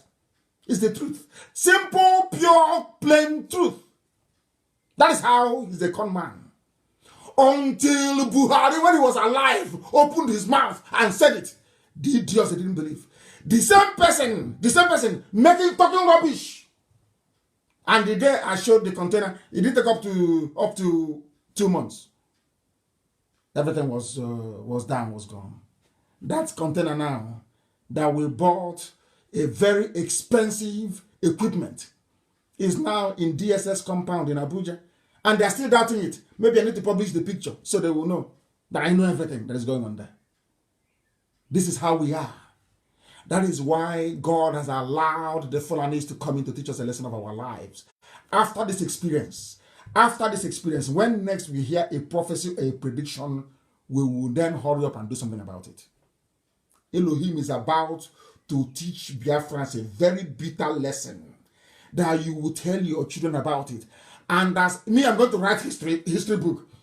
And as I'm going to write now this year a history book, letting our children know in the future that all of you are responsible for the mess you are in before you just start telling them rubbish. Because all of you are liars. You prefer to lie, to deceive yourselves. I asked you what is the meaning of Niger Delta. Instead of you to come out and say that I'm fighting for Niger Delta because I see that Igbos are going to dominate me. That's your only reason. That is the truth. That is your only reason. Now, the question is simple. Show me when you have been dominated by Igbos, you cannot show me. You claim, after all, during slavery, they take Igbos to the coastline and they ship them. So when was the domination? People that dominate you, they come, they force you to speak their language. Did Igbos conquer anybody and force them to speak their language? So where's the domination? So carrying the blessing of God and building industries is domination. You see how foolish some people are? Do you see how foolish some people are when I say, they say, don't say it, please. We are angry. You can be as angry as you like in your stupidity, but I will tell you how foolish you are. That's my job. And I will tell you. It's my job. I'll tell you. Until you repent. I asked them to contribute. They said, no, now we don't want it anymore. But I can tell you categorically that we have started engaging our traditional rulers. I won't tell you where, because that's what you're waiting for. Oh, who did you tell? Are you consulting people? I'm not going to tell you. What you want me to do is to come out, maybe publish videos or publish names of our respected and respectable traditional rulers and elders. So you can take it to DSS and collect maybe 6,000 naira to buy a recharge card. That's what you want. So you think we don't know your tricks? We know all those tongues you're pulling, we know everything. We know. Don't think we're stupid. You see them, they come out. They're called ocean provocators. You see them, they come out. They speak. You think that they're with you. Hey, is it Biafra must come? We need Biafra. For we are. Sabotua, conk sabo. Traitors of the highest order. At least nobody can accuse Nnamdi Kanu of being a sellout. You know a traitor when they sell out. That's how you know them. You know a traitor when they are at peace with their oppressor. That is how you know who a traitor is. That's how you know who a sabo is. They are living at peace with their traitor. Sorry, with their oppressor. These are the traitors. And they scam people. So scamming people is fighting for freedom, is scamming people. That's their brain. That is what Al-Majri wants them to say. And they are so stupid. Al-Majri will take their clip and all this nonsense they write and give it to the Western world. So when I go to meetings, instead of me to present or defend the argument for the establishment or coming of Biafra, I am there defending what these idiots are saying. They don't know that the Janjaweed is using them, but they are so foolish. Have you seen any Fulani come out to criticize Fulani herdsmen? It's a simple question. Have you? How many of them criticize Boko Haram? I say, how many? You think you're smart. Think you're smart. Yapping rubbish. You talking rubbish, talk rubbish. Talking nonsense. Cowards and fools. You go behind the back. You have meeting with Janjaweed. You pray with them. All of you have meeting with Mustafa. You pray with those idiots from the gutter. They call out the white youths, and you come out and say, Biafra, this, Biafra. You are an idiot. You are a fool, and we know you are. We have all your records. We have them. All you do is you gossip. Those working for Nigeria, all they yap rubbish. Say they have constitution, this, not pure nonsense, pure garbage. We are the ones shaking the zoo. Elohim used us, we have turned the zoo down. This IPOB, we destroyed the zoo. Complete. No president, no vice. Chief of staff is dead. There is nobody in charge. It's only Aisha with her lover, fooling around. Mad people everywhere. You think we are here to mince words? That means you don't know me then. You have no idea who I am. Ask the dead Buhari will tell you. In his court, I called him a madman in Abuja. I called him a madman. So that means you don't know who. If you think I'm going to massage your ego, make you to feel good, oh, Niger Delta, you are talking rubbish. There is nothing like Niger Delta. Only an idiot. Only a complete, a buffoon. We say he's from Niger Delta. Only a complete idiot. Because my last child, Nabikam will defeat in an argument. He's 4 years old. If you open your useless mouth, say, we Niger Deltans. You're a complete idiot. Complete fool you are. There are mad people everywhere. You didn't go to school. Think I was teaching one or two or poorly conceived grammar somehow makes you an educated person. Have to be able to reason. Reason is what makes you human. Reason. Think, reason. That's all. That's all. Listen to life in the zoo. What is happening in the zoo? Some of you don't know what is going on. I'll tell you. Listen. Army. People are leaving the army. They are killing our sons in the north in the army. All his friends are dead in the army. 7 Div Medugri. My Malari. If you go to 7th Div in Medugri, my Malari barracks, the burial ground where they bury soldiers, go there and look at the names. They are all Igbo names. They are Biafra names. Our young men are dying, fighting the terrorism that the same Janjaweed created, when meanwhile they are shipping their fighters into our land. And you claim you're intelligent. You claim you're smart. You claim you're Igbo. You claim you have brain. I tell you the truth. The truth. It doesn't mean I hate you. I don't. It is the truth. Igbo people think they have sense. An average Igbo idiot will tell you we are smart. In my village is called Ako. Ako and Uche, they are not the same thing. Ako means being clever. Uche means being intelligent. They are not the same thing. Cleverness and intelligence are not the same. People confuse the two. They are not the same. Ako and Uche, they are not the same thing. Ako means you're cunning. You want to cheat people. You are conniving. Maneuvering to gain advantage. A very dangerous and debilitating Igbo disease. Maneuvering to gain advantage. I won't be in anything and my name won't come out. I want, as your name is being heard, I also want my name to be heard. But you are not appointed to do this work. If I'm not in the spirit, I can't do this. They had opportunities to kill me. From my arrest to taking me to DSS to going to prison to when I came out, opportunity after opportunity to kill me. They tried to kill me at Obakala Junction. If Elohim destined that I will be dead by now, I'll be dead. They have had opportunities to kill me. But some of you don't remember that, do you? You don't remember. Because you're possessed by the devil. Children of perdition. All you do is you yap your rubbish. Day after day, you yap nonsense. We have destroyed the zoo. Ask them who is fighting them in Ebonyi. Who drove Fulani away from Anam? Who drove them away from Anam? Who is fighting Fulani right now, this minute in Ebonyi? Is IPOB.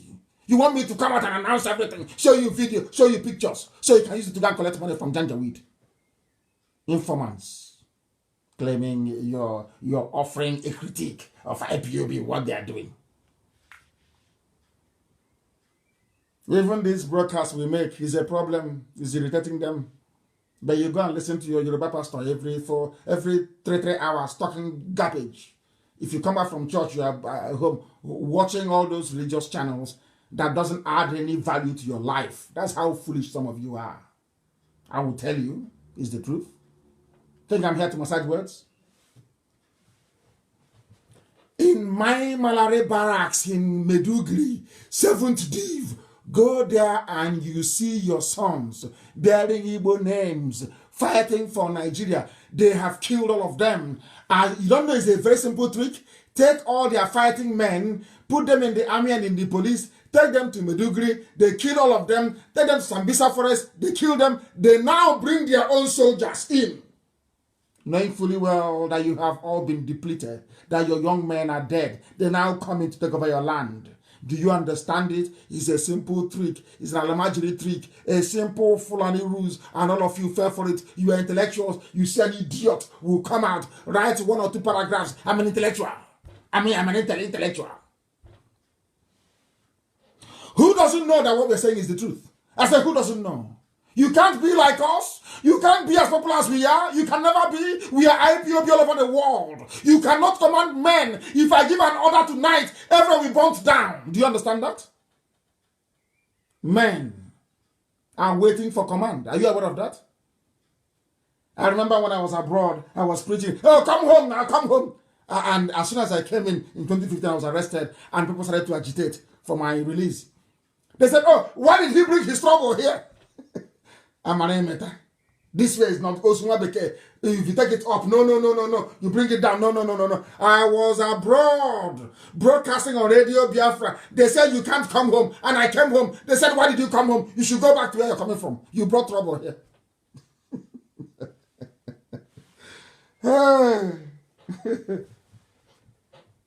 Some of you don't know what's happening. It's an update on the invasion. Update. These are Fulani. Listen. Dropping in Ojibo, in Ebonyi local government of Biafran land. Ebonyi is under siege. Another one. Mean that they bought some portion of land here. And we resist them because we never sold. Of course, we resist them. We are IPOB. We resist. IPOB. We resist. We stand firm as the villagers troop out in mass to tell them that this place belongs to Biafra. And they should go and collect back their money from whoever they gave it to. IPOB in Ebonyi, fighting on 8 fronts in Ebonyi. We are in 8 locations in Ebonyi fighting Nigerian army, fighting Fulani Janjaweed, fighting the complicity and idiocy of the governor, fighting the complicity and idiocy of the politicians in Abuja, making promises. IPOB is on the ground fighting. All you want me to do is to give you every secret, tell you everything we're doing. When we fire one shot, I'll come back and I say, oh, today we fired 1 rifle in Ebonyi. Are you not foolish? You want me to tell you everything that we are doing? You think our people will follow me if we're not doing anything? Is that what you think? Is that what you think? You mask your jealousy with stupid words that come out of your useless mouth. Because you know we are whiter than white and whiter than snow. Untouchable, spotlessly clean. That is why I say to anybody anything I want to say, but you cannot say the same thing. None of them can. They cannot. Because they're all compromised. I'm not saying you shouldn't work with me, but you must be clean. Very clean. Spotlessly clean. Not 1 leg in the zoo, 1 leg in freedom fighting, or 1 leg in resource control. Do you have a resource control anymore? That's an argument for idiots. What's resource control? Did we not force you to abandon resource control? It was IPOB. IPOB forced the thinking away from the source control into freedom. It's common sense and ancient adage. You know, you find answer to everything in Igbo adage. Are you aware of that? Everything is there. You're looking for resource control. We are the ones that drove you away from that rubbish into freedom. Ask you to fight for your freedom. Ebony is there. We are doing the best we can. We don't need your useless money, you people with their useless sense. Tomorrow you tell us, come and give us account. I think we must have given you up to $1 billion. You don't know them, oh. You have no idea who they are. Look at Yoruba, they funded Amotekun. Did you hear any of them come on social media attacking? Tell us, how much is that van? How much is the spare tire? I can see the mirror was damaged. How much is the mirror, the side mirror? If I'm telling you, if it were to be Biafrans, or should I say Igbos, setting up Amotekun, hey, come and give us account. That's what we hear forever and ever. Let us continue. They are hiding weapons everywhere. It is everywhere, everywhere. You know, local, you know, Mwahia, where I come from. You know, local Mwahia South, the village of Oku. I know Oku very well. They have lost their ancestral land to Fulani herdsmen in Mwahia. The villagers have been battling with the traditional ruler of the place, one Martin Ugoji. Martin Ugoji, he was the one that negotiated with a so-called professor, Otunta, Yatu Mudike University, to hand over our land to the Janjaweed, the Fulani, as a Boniface, Ifani, Izuogo, Mr. Martins, Ugoji. In Opu, in Olokoro, there are a lot of Olokoro people in America. Those from Opu, they are selling your land to the Janjaweed. These are the quality of traditional rulers we have. Some idiots we are making talking nonsense about Obunike, saying I should. They think we are fools. They think we are fools. They have sold the land, and we have all the evidence. And I sent the record. I sent the video. They sent Obido Obiano to me saying what he's saying is that I gave Obido Obiano the videos. Has he come back to me again? The answer is no. I don't talk rubbish. Anything I tell you is gospel from heaven. I am under divine mandate to secure our land, to make sure that Biafra comes in our time. And if we do our maths right, if we remain dedicated and focused, Biafra will come this year. If we remain resolute,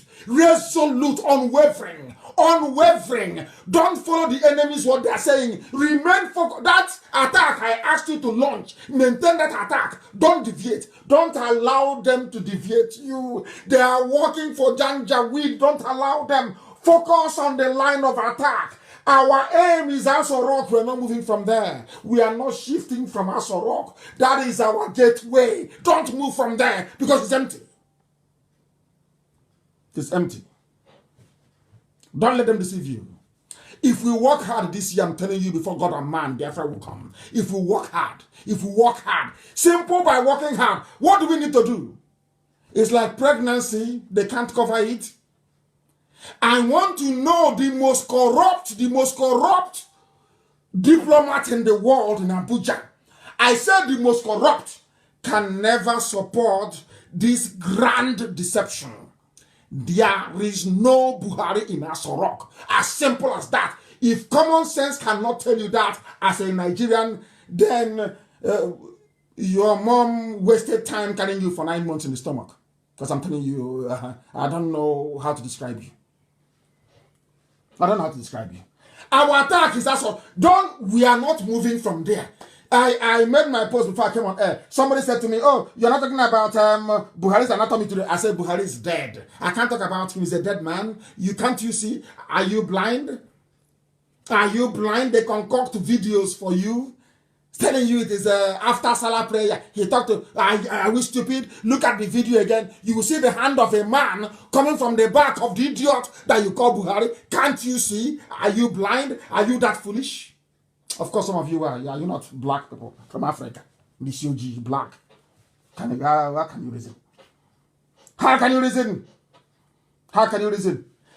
You are the same thing they're doing to you now.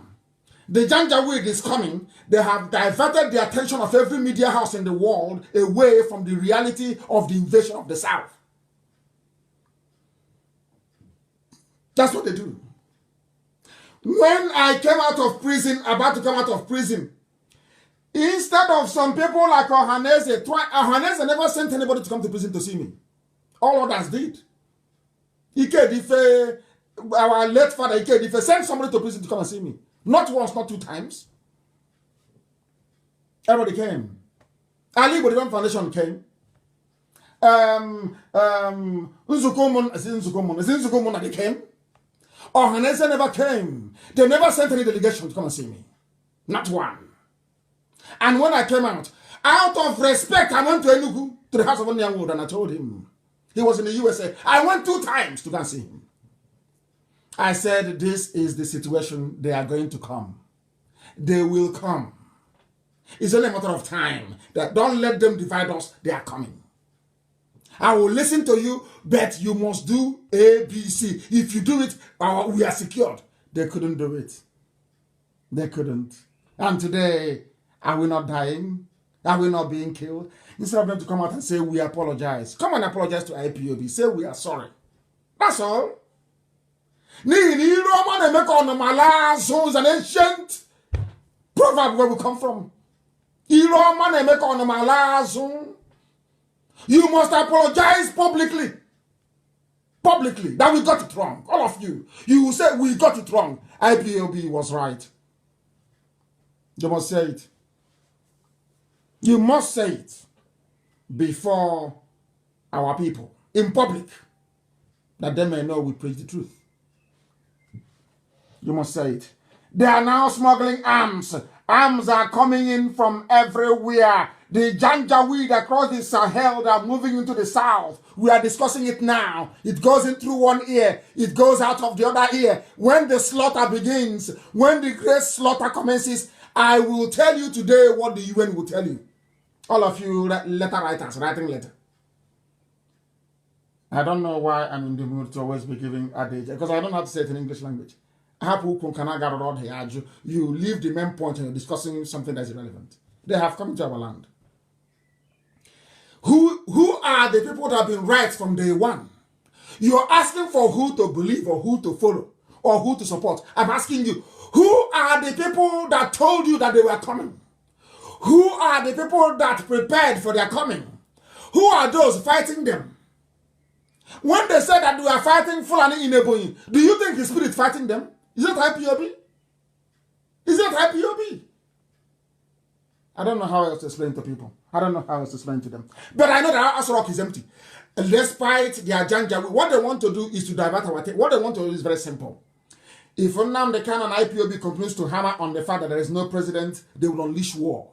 This thing that the Janjaweed are coming is the brainchild of El Rufai and Mama Daura. What they want to do is to say, if you're saying that there is nobody in Asarok, and knowing the consequences of such revelation, what we're now going to do is to instigate war. There's going to be a war. So the war will be talking about the war and not about who is in Asarok. And they know that very well.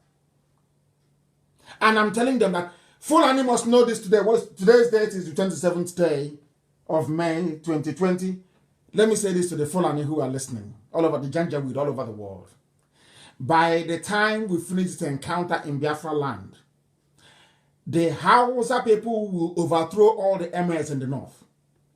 Write it down. It sounds funny now, isn't it? It sounds very ridiculous and unbelievable.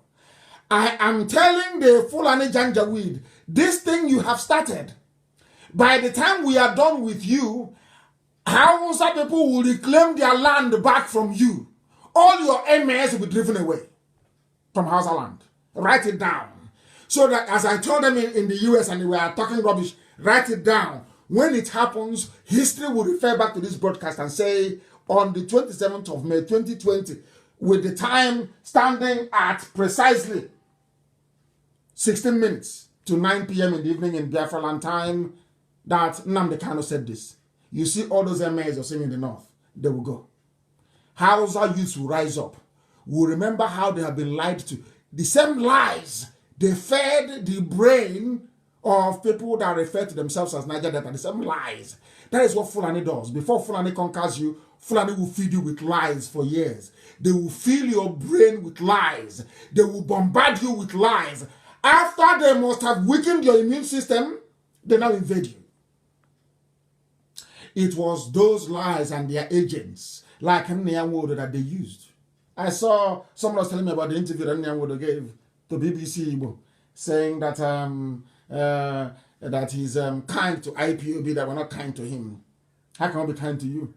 We have the video of you at Nikelek Resort trying to gather opposition against IPOB. I have a video of where you were instigating Operation Python Dance. You were the ones begging Abak Yari. Some of you that want to be vice president, you were the ones begging Abak Yari to attack IPOB and to kill Nnamdi Kanu. If you bring out the Bible, the Torah, and you swear on it, you know you will die. All of you, at Nikelek Resort. Archbishop Anipewa was there. There are many notable men that were there. If not for them, you would have passed a resolution condemning IPOB and Nnamdi Kanu. What is my offense? What did I do wrong? I told you the Fulanis are coming to kill you. Let us be prepared. That's my crime. Have they not come? Have they not come? I'm asking you. I want me to respect you. If I'm dead in the grave, how can I give you respect from the grave? But you planned to have me killed. All of you, you planned to have me killed. When I was in prison, some of you are running around thinking, oh, when he comes out, he will go into politics, he will help us, he will be like another dumb, stupid who was rich. As if I want money, I don't need your money. None of you sent me abroad, my father did. So, I didn't win lottery to go to overseas. My father sent me abroad to go and study. So I wasn't raised that way. My father did not raise me to become material conscious. I'm not that sort of a person. It's to serve the public. So that anytime somebody knocks on your door, you can open the door. At least if they're not Janjaweed, they have come to kill you. Asarok is empty. We must listen to me very carefully. If you want to see Biafra this year, all of you must go and join Twitter, you must join Facebook, you must join Instagram. We must keep bombarding them with facts and figures. We will have weakened. Elohim has done the job. It's for us to go and march around the wall and bring it down. That's what we are doing now. Metaphorically speaking. Elohim has done. Asarok is empty.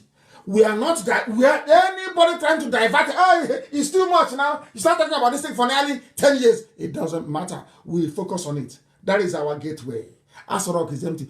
I want to see the head of state or the diplomat that will say, oh, Aisha, what you did is very good. Congratulations. I want to see the person anywhere in the world that you may know that what we're saying is the truth. We are live and we are direct. Humanity is paying attention. Not minding what Facebook is doing. Mankind is paying attention because we are being listened to everywhere. On radio, we are on apps, everywhere. The world is listening. Not just on Facebook. This is 0.003% of our listeners all over the world. If I tell you, anytime I finish, the reach I have on every broadcast is over 2 million. If you don't know, but that's only on Facebook, all on social media. So I forgot all these games they're playing, trying to dampen your spirit, trying to suppress our numbers. So that is their game. We know. Is Yoruba that writing all these things for them? I know they prepare it for them. When I say Yoruba, the very bad ones, your media, not every. Of course, in Igbo not have good. We have good people in Igbo. Even in Ijo land, we have good people, very good people. Can't you go to my page and see it? Good men and women in Ijo land. We are growing, but we grow on the truth. Not by suppressing it, on that truth. All those lies they told you, Igbo man is your problem. And that is what I'm exposing. I am exposing it that the world may know.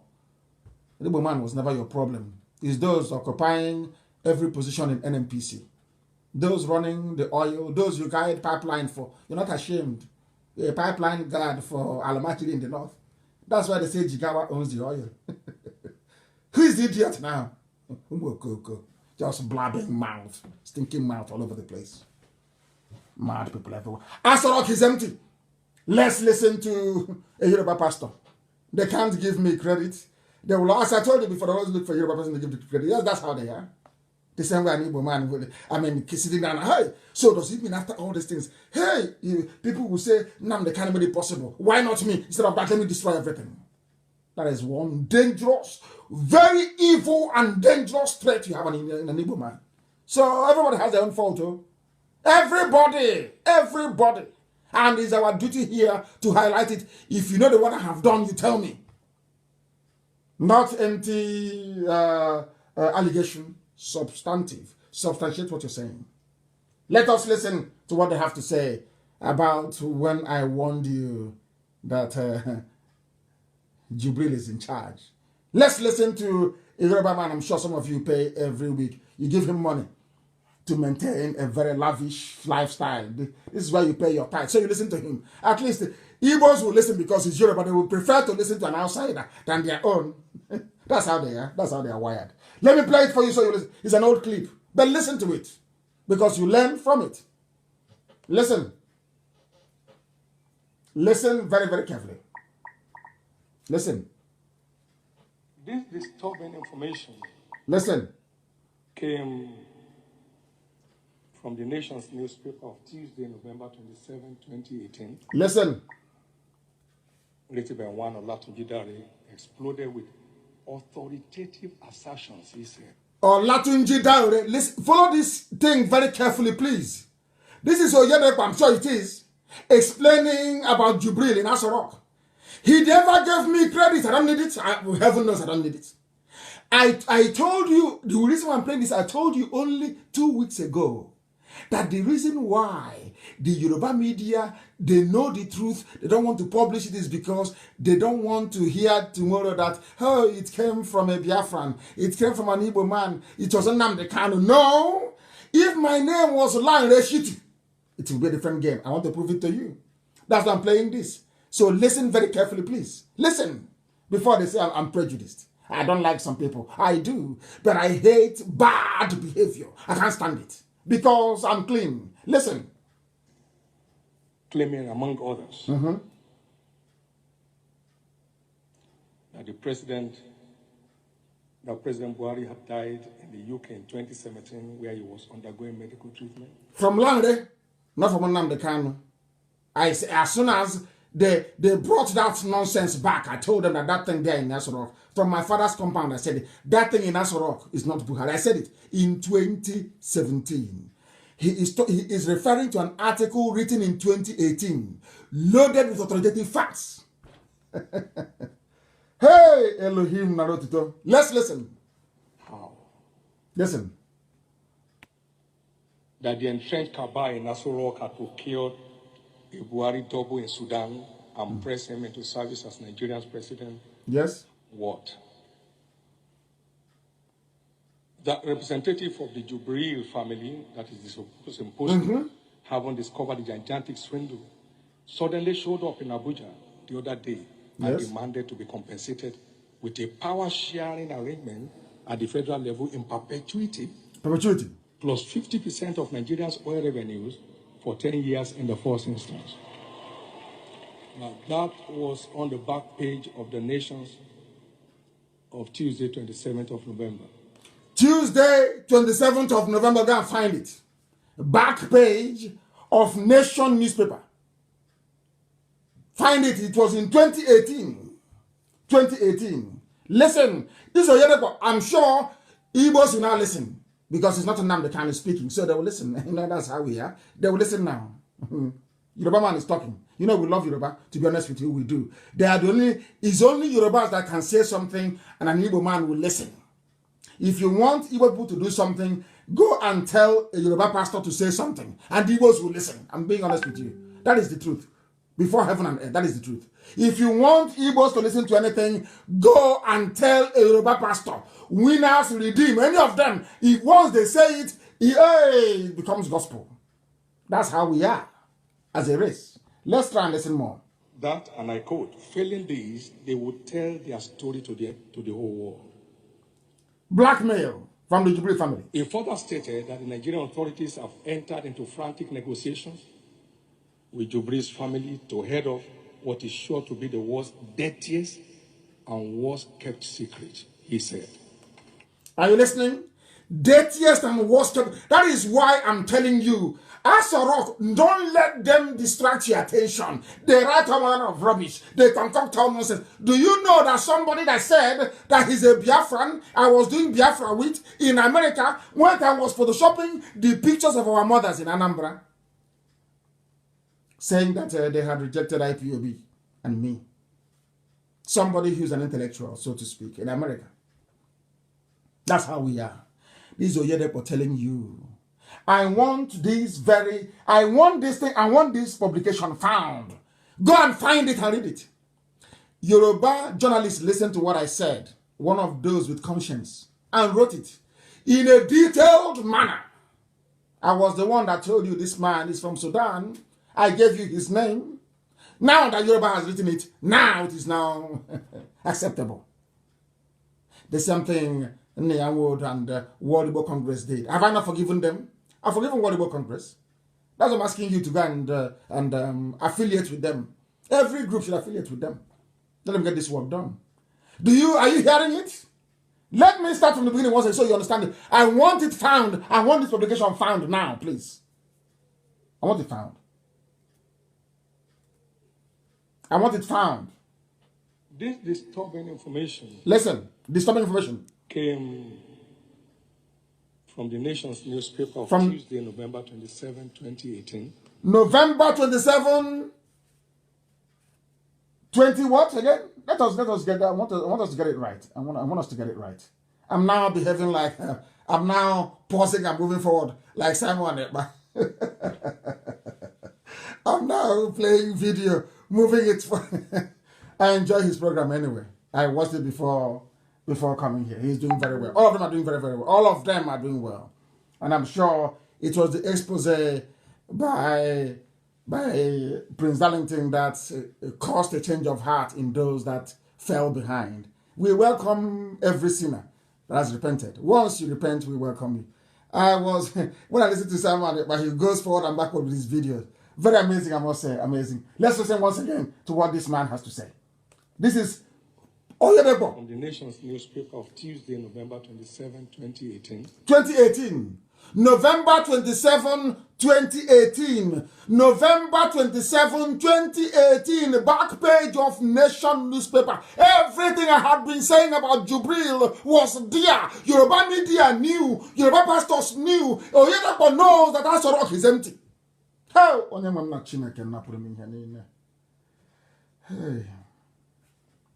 They know Asorok is empty.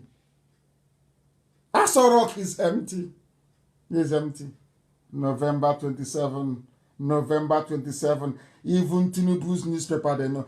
Please hurry up and get it home. Before they ask Google to delete it. Get it this night before they ask Google to delete it. Gospel from heaven. Like, I'm under divine, as long as I'm behind this man, I am under divine instruction from heaven. Divine. That is why I can never deviate. That is why I can never, my enemy is not there, I cannot compromise. That's why they're talking rubbish. I cannot. I can never compromise. It doesn't matter what you do. It doesn't matter what you say. Anything you do, I can never wait. I can never, ever stop until Biafra is restored. Never. Those that know me, they know. Those that died in my compound, they know why they died. They died that I can continue, that Biafra will come. That was why they sacrificed their lives, that I may continue until Biafra is restored. And they know that we will do it. By the grace of Elohim, not by any. I'm a man, I don't have any strength, I have no energy, I have nothing. Only Elohim, God in heaven, can do it. I know that for sure. And you know that the God we worship is a marvelous God. He looks into your heart. Once your heart is clean and pure, anything you ask for will be given to you. All these things that is happening is just simple prayers. That's all. Simple prayers. Let's continue. Let us continue. And to prove that what Oyedepo just said is correct, The Nigeria Air Force came out and said, we are loyal to Buhari. Have you heard of such nonsense before? During all these so-called democratic dispensation from 1999 under Obasanjo, under Yaradua, under Jonathan, under even when Buhari was alive, how can the Air Force come out and say we are loyal to our own head of state? It is a given. It's in the Constitution. You have to be loyal. Are you now following? Are you now following? They said we are loyal. I couldn't believe it when I read it. We are loyal to Buhari. How can you be? And in the picture, they showed the back of a man, not his face. Now they are very far. Somebody saw that thing on Saturday and said, this is Buhari. I said to them, you are insane. How can this be Buhari? An 80-year-old man. Are you blind? Go and look at every 80-year-old in your village. Look at the pictures that are telling you is Buhari.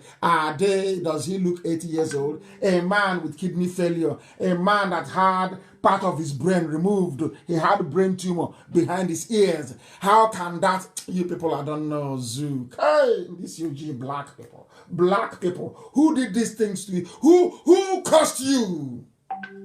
Who did this to you? Very, very sad indeed. Extremely sad, I'm telling you. But I must preach the truth. It doesn't matter what they do. It doesn't matter what Facebook does. Nigeria Chief of Air Staff, Air Marshal Abubakar Siddiq, has said that the Air Force is loyal to President Muhammadu Buhari. Why would they say they are loyal to him if the administration is not in trouble? Simple, come on. Hi. Give me a common sense. Common sense. Why would the Air Force come out to say they are loyal to a president if that president is not under threat from somewhere? Do you understand it? Do you now understand it? It is the spirit of our fathers they killed in the battlefield, of our sons and our daughters that they starved to death. That was why Elohim said, I will destroy Nigeria for your sake. If your hands are clean, after our atonement in Malaysia, Elohim said, if you keep your hands clean, if you don't compromise, I will give you Biafra. I will destroy your enemies. Before your eyes, I will destroy them. And it's happening today. Elohim is in charge. In heaven is in charge. The zoo is gone. That is why Air Force is saying, oh, we are loyal to Buhari. Why would you be loyal to your head of state, your commander-in-chief, that the constitution says you must be loyal to anyway? Why must you assert that you're loyal to him? Is because the world is now telling Aisha, you are in trouble. Aisha, you are in trouble. They have told Gambari, you are in trouble. Nana saying we are loyal to Buhari. You think they don't know what we are doing? Their greatest nightmare is Nnamdi Kanu and his IPOB. I say IPOB doesn't belong to me, it belongs to God in heaven. But I lead them with pride, I'm telling you. The very finest people on the face of the earth you can ever lead. We have nothing, but yet we move mountains. Mound we do. Any enemy we confront is decimated beyond recognition. Beyond recognition. That's how formidable we are. Because our hands are clean. Our hands are clean. Our hands are clean. And will always be. Will always be. They now know Buhari never transferred presidential power to Abaka. Are you listening to what is happening in the zoo? There is infighting. They are fighting themselves. They can no longer contain themselves anymore. A woman is now in charge. Aisha Buhari is in charge. And in Islam, that is a no-no. There is no woman in the Islamic world anywhere calling the shots. But Aisha is now in charge with her boyfriend. So some people are upset about it. Very, very upset about it. Now they're fighting her. Air Force is pledging loyalty. Now they're saying Buhari never transferred power to Abakari, and you're telling me that same Buhari is alive, and all this chitty chatter, all this nonsense is going on behind his back. He cannot speak. Is that the Buhari you know? The Buhari you know, when the chips are down, Buhari will tell you that my wife belongs to the kitchen, it belongs to my sitting room, belongs to the other room. You know that very well, very clearly. Are you telling me that same Buhari is alive and all this nonsense is going on without him reacting? That means you are either a baby, you are not born when Buhari took over from Shagari, via a coup in 1983, or that you are not following politics, or that you are a dumb idiot. I'm telling you the truth. Buhari is alive and this is happening? Ah, of course not. You know that. Oyedepo knows. Yoruba media, they know. But as I got an intel, which I'm not supposed to share with the whole world, but I'll share it tonight. I got an intel. I had a meeting, very important meeting yesterday with some people abroad, not black people, by the way. And they said to me that they were making efforts, and people told them in the US that they don't want Nigeria to break. That there are some people that don't want Nigeria to break. And they asked them why. They said because that they have 300 ethnic nationalities. And then it struck me. That's what they always do. Do you see? Ahoda is an ethnic nationality. Ahoda that is Igbo is ethnic nationality. Ikwe is ethnic nationality, which is Igbo. They say Ibibio is, which is of course the closest relative to the Igbo people. They don't want to tell the world that what you have are in essence 4 core blocks of people. They tell them instead you have 300. So American politicians are panicking and say, they're diplomats, not their politicians, and say, oh my goodness, if you try to break down, there will be war in 330 places. Understand the trick. There is that same blackmail. I'm giving you information that I shouldn't be giving you, but I'm giving it to the whole world so that they know. We are working hard. Why can't you divide the zoo? They read my tweet, of course they do. Why can't you divide it now? They said because you start war in 300 places and the world doesn't have the will, the money, or the army to go and to come and police war in 300 places in a population of over 200 million people.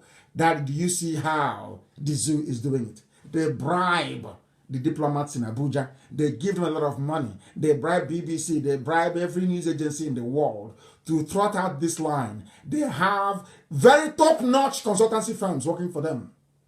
Top, I'm telling you. They give them a lot of money. They lobby them. They give them money to bribe. Once you talk, they bribe you. Just go to the meeting and tell them that if you try to separate Biafra from Nigeria, there will be a war in 300 places and millions will die. That's the only thing that I'm telling them. Let me sip water.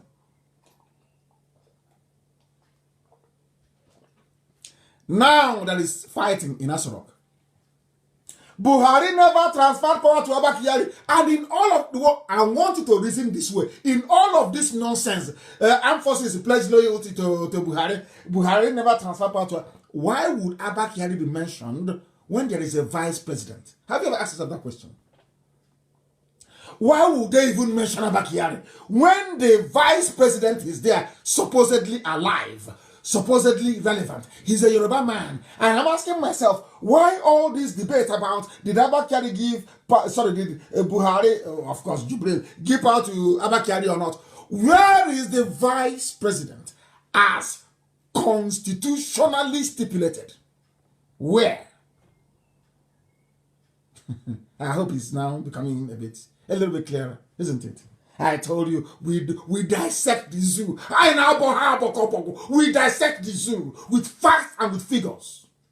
So to engage your brain, I want you to ask any Alamajiri anywhere in the world, is it possible those that actually managed this evening that can spell cat?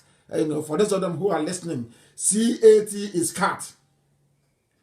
It's called, in alphabet, it's called C, but it's pronounced K. So I'm teaching them. So by Sunday, they'll be able to acquire some brain to teach them this. I'm asking, if everything is well inside Asorok, why would there be a debate as to who transferred power to who when there is a vice president that power should go to automatically should anything happen to the president? Simple, common sense. Common sense. Zoo used tissue paper. Garba Shehu reacts. Garba Shehu, he had been sacked by Aisha because this Garba Shehu was working with Abba Kyari. They were the ones that locked Aisha Buhari away from her quarters, humiliated her. Now this is her revenge. Garabashev is now talking from the sidelines. He's no longer prominent. He's no longer appearing on their Janjaweed news channel, Channels TV. Haven't you noticed? Femi Adesina is fighting for his job, saying I will not talk. Don't sack me, I won't talk. Do you see what we've done to them? An idiot will come to me and say, what have you done? Every time you're talking, every time yeah, idiots. But God created the world with speech, word of mouth. See how stupid they are? Hey, Sabon Tike, they don't reason very well. They don't reason. Yeah. You preach to them and they call it all manner of names. But they go to their useless pastors every Sunday to hear rubbish. Let's pray for Nigeria. We are here to educate them, to silence the idiots. But they have collected money from the zoo. You can't silence them. They must speak. They must justify the money that they're receiving. They must. Transfer of power. And people are telling me that the zoo is normal. Of course it is not. Air Force pledging loyalty. Where have you seen that rubbish before? The US Air Force pledging loyalty to Trump. That is rubbish. That tells us something is wrong. There's a power tussle. That is what we are taught when we are small, as babies, when they used to tell us about folklore, tell us stories under the moonlight, to groom you to reason critically. You know, in Biafran culture, we tell little kids stories by the moonlight about the tortoise and the chicken and all the rest of them and the fox. So to engage their thinking faculty so they can begin to reason critically. So that when something like this happens, when Air Force pledges loyalty to a president, you know something is wrong. When somebody comes out to say power was passed over to ordinary chief of staff rather than the vice president, you know something is wrong. It's called common sense. Their ability to reason. I must preach. We have gone over 2 hours, but the Elohim said I should preach now, so that's how I preach it. Please. Aisha is now calling cabinet meeting. Boss Mustafa is now the vice president. Are you people listening at all? Are you following what is happening in the zoo? Aisha is calling a cabinet meeting. Can you believe that? That somebody actually went out and wrote and said, President Buhari, please call your beautiful wife to order. She's trespassing. In a democracy of 200 million people, supposedly. Or should I say, allegedly. Allegedly. And all of them are quiet. It's the 20, who is going to contest now in Igbo land? What they're going to do, they think they can distract us with their useless presidency. They think they can get us to abandon what we are doing by talking rubbish, election, PVC, all that crap. Again.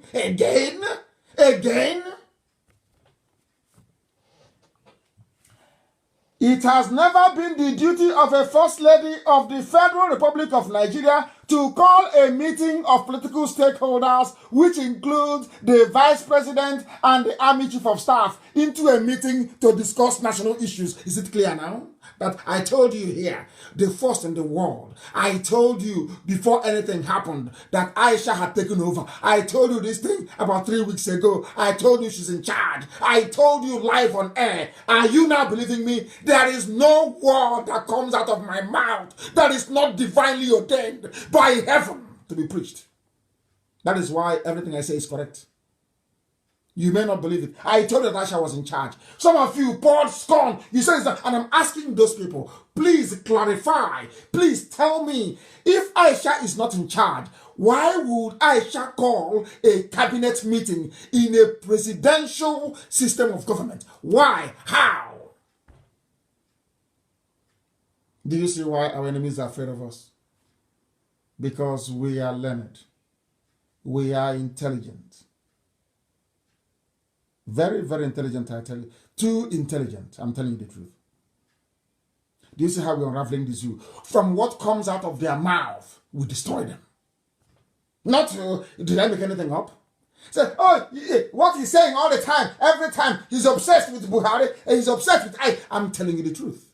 And he's here. And somebody is writing, President Buhari should please call his beautiful wife to order for trespassing. And I'm asking, the same man that said that Aisha should not answer a first lady, the same man that said the office of the first lady doesn't exist, the same man that said Aisha belongs to Zarum. How is that possible? That now Aisha is calling a cabinet meeting when that man is alive, a former military dictator. Are you telling me that some of you have taken leave of your senses? You no longer reason? Now tell me that the zoo hasn't fallen. I want somebody to tell me where an unelected woman brought in her lover. Brought in her lover in broad daylight, in broad daylight into Asorok, a woman in Islam. This is evil in Islam, immoral. All the Muslims in the zoo, have you seen the extent of your immorality? It stinks. It stinks.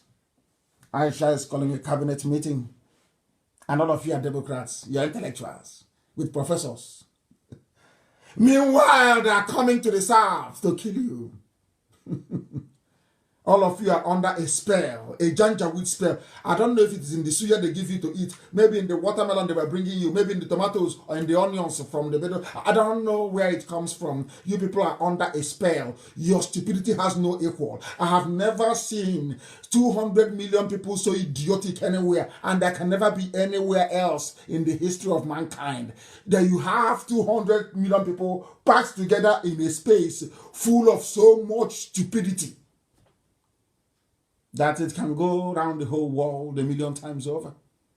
I have never seen cowards calling other people cowards. These are idiots. A woman is in charge. She was not elected.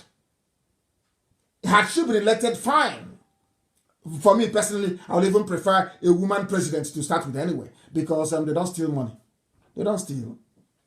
Women don't steal. If you make them try, that's why IPOB is thriving with the little things that we have, because a woman is in charge of our finance. The same thing doesn't happen in the USA.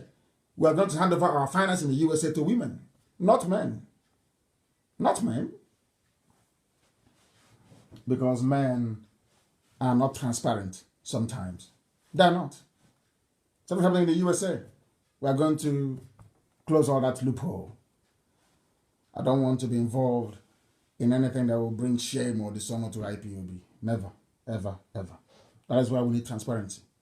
There is no transparency in the zoo. None. None. What channels is busy about? Channels cannot do a documentary. Who is in charge? BBC cannot do a documentary. Who is it? Because they have all been bribed. They have collected their own share of the money.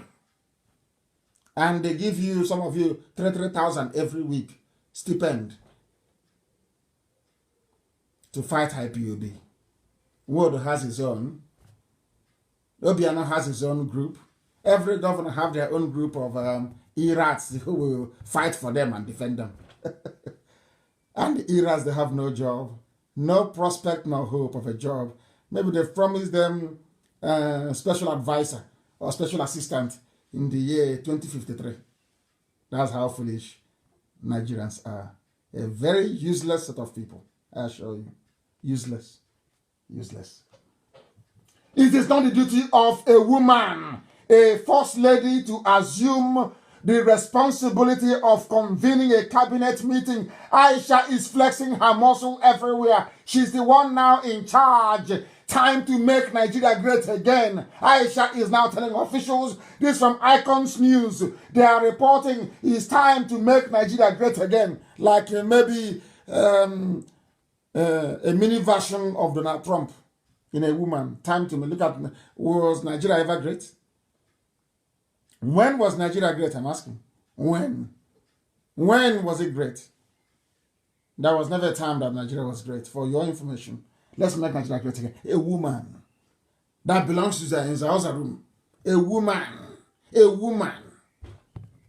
Unelected. Unelected. I'm sure they are panicking right now. Hey, Zoo is shaking. Zoo is shaking.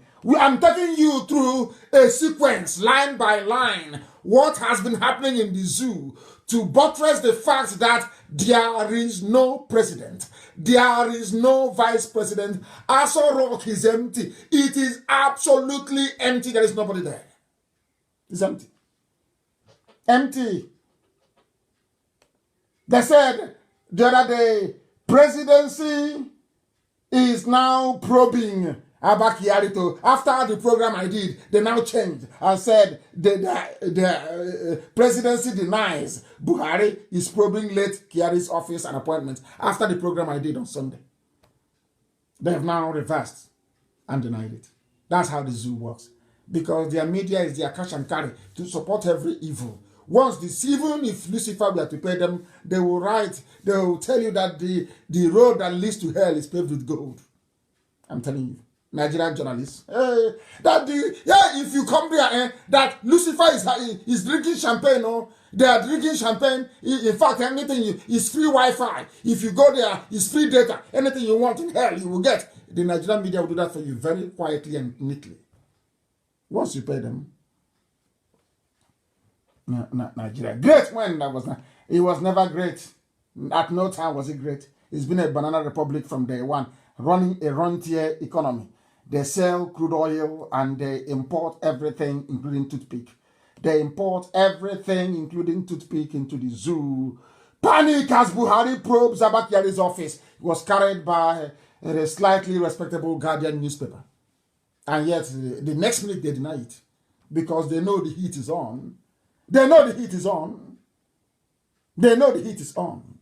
Everybody who ever works with Abba Kyari, for humiliating Aisha Buhari, they are under threat of being sacked from their position. Under threat from being sacked. Every appointment made by Abba Kyari, every appointment made by the late chief of staff, this is according to Guardian again, not IPOB publication, not Icons News, not anybody independent. No, this is not anybody who you can blame of being sympathetic to IPOB. No. Buhari cancels appointments and approvals made by late chief of staff Abba Kyari. Cancels them. Who cancelled them? Aisha Buhari. Why? Because she was not in good terms with Abba Kyari. Is it not clear to all of you that you have no president and you have no vice? And in all this nonsense, how about the appointments made by Yemi Osinbajo? And now, if you're cancelling every appointment made by Abba Kyari, how about Hope Uzodinma that he appointed? Why are you leaving him? If you're going to probe all the appointments and reverse them, why don't you reverse Hope Uzodinma in Imo State, who was appointed as a result of Abba Kyari arm twisting the judiciary to appoint him from number 4 to number 1, only in the zoo. And Ohaneze went to pay homage to him. Once there is a bit of cash, Ohaneze and they're true. They're like a Nama following grass. Anywhere there is hope of raising money, they go there and they raise some cash. These are elite, elders, intellectuals. They are party. Every monkey is an intellectual. Every fool. Once you can cram 1 or 2 lines in a constitution, you recite it long enough, you're an intellectual. He's speaking English, he's an intellectual. Fools. Whoever told you that stitching sentences together, makes you an intellectual? Who told you that? From where? Who told you that being able to stitch 2 sentences together, string them along beautifully, makes you an intellectual? Who told you that? That's how backward education is in the zoo. Every monkey is an intellectual. Buhari cancels appointments. You should also cancel Hope Uzodinma. He was appointed by Abba Kyari to serve the Janjaweed interest. He thought he was going to live forever. The whole battle is raging. That even Dabiri, Erewa, they are now fighting over office space. They have kicked out Dabiri Erewa. They have kicked her out of her office. Under a new regime. Because there is no Buhari, there is no Osinbajo. None! Nobody is there. Aso Rock is empty. If you're in doubt, go and ask your daddy G.O., Your daddy GO will confirm it. Because Aisha is on a revenge mission. On a revenge mission. Those that denied her. Initially, Aisha wanted to bring back the body of her husband and bury him in Daura. It was Abakari that prevailed on her not to do it, to allow them to continue to rule to 2023. They thought nobody would know. They never counted on the fact that we will expose it. Now, you see how many years it took us to put them on the back foot? How many years? I announced it in 2017, 2018, 2020. How many years? 17, 18, 19, 3 years. 3 years. If we had given up, by now they would have gotten away with this horrible, horrible crime of the century. But they can't go free. Aisha Buhari knows. She can't. They all know this now. Even the diplomats in Abuja covering them, they know they can't escape it. They can never escape this. Nobody can. It's like pregnancy. It will give birth. Very soon, let COVID-19 finish. Let me see where he will go, anywhere in the world, to attend. Oh my God. What will we do to them? Let them come and attend now. Let's see. What we did to, people are saying, do you see what we did to Jubril in Japan? You know what we did to Jubril in Japan? We chased him away. He couldn't attend any of the conference, any of the meetings. Worse is going to come. Let COVID-19 finish. Let me see where he will attend the meeting.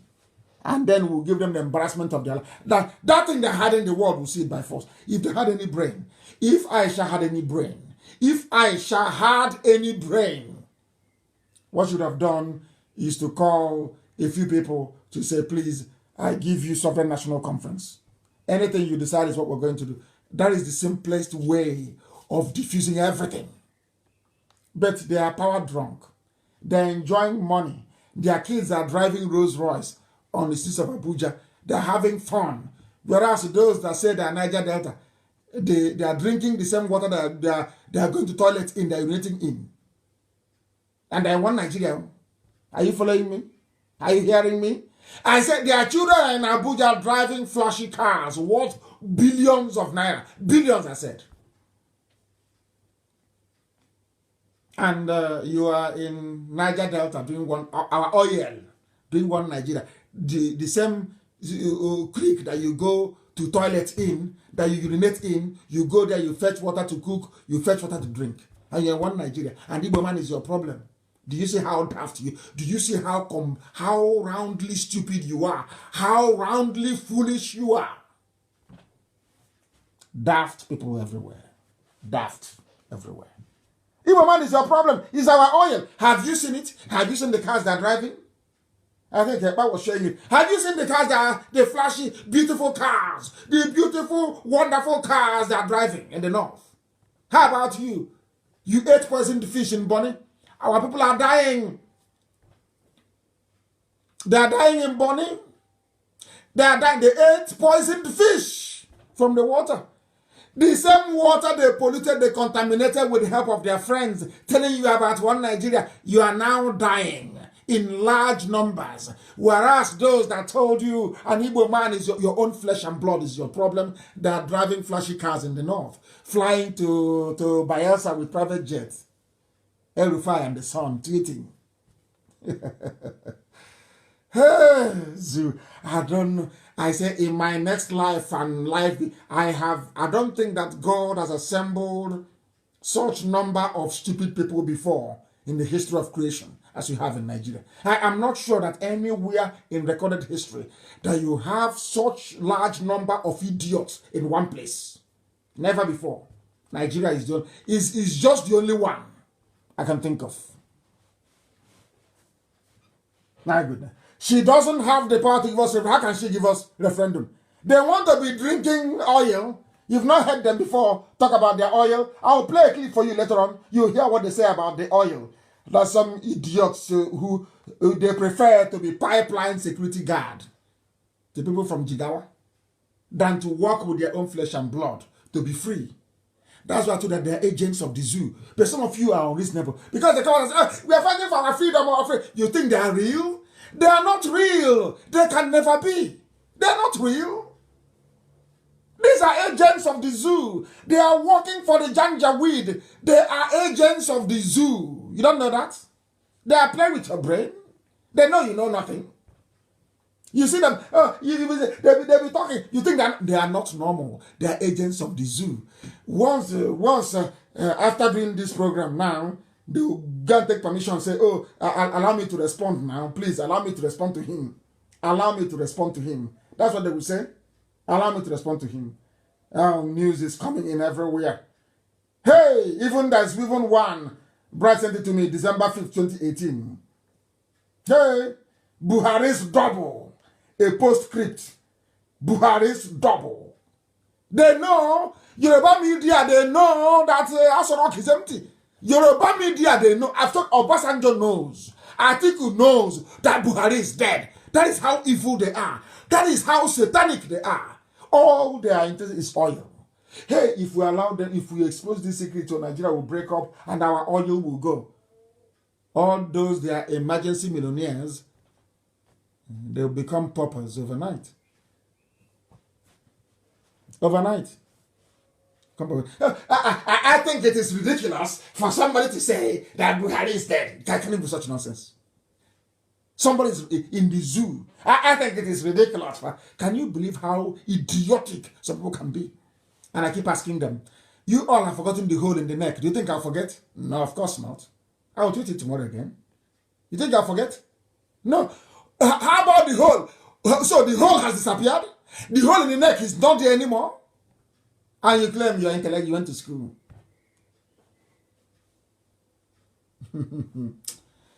Dear me. Zoo is panicking. Zoo is gone. They are gone. They are gone. Chief of Staff, this is Sun newspaper. Screaming headline. Chief of Staff, Secretary to the government on warpath. Labour vows shut down if he returns. Have you not read it? How can you have a president or a vice and ordinary chief of staff appointed newly and the secretary to the government who is doing the job of Osibajo are on a warpath? Are you people that dumb?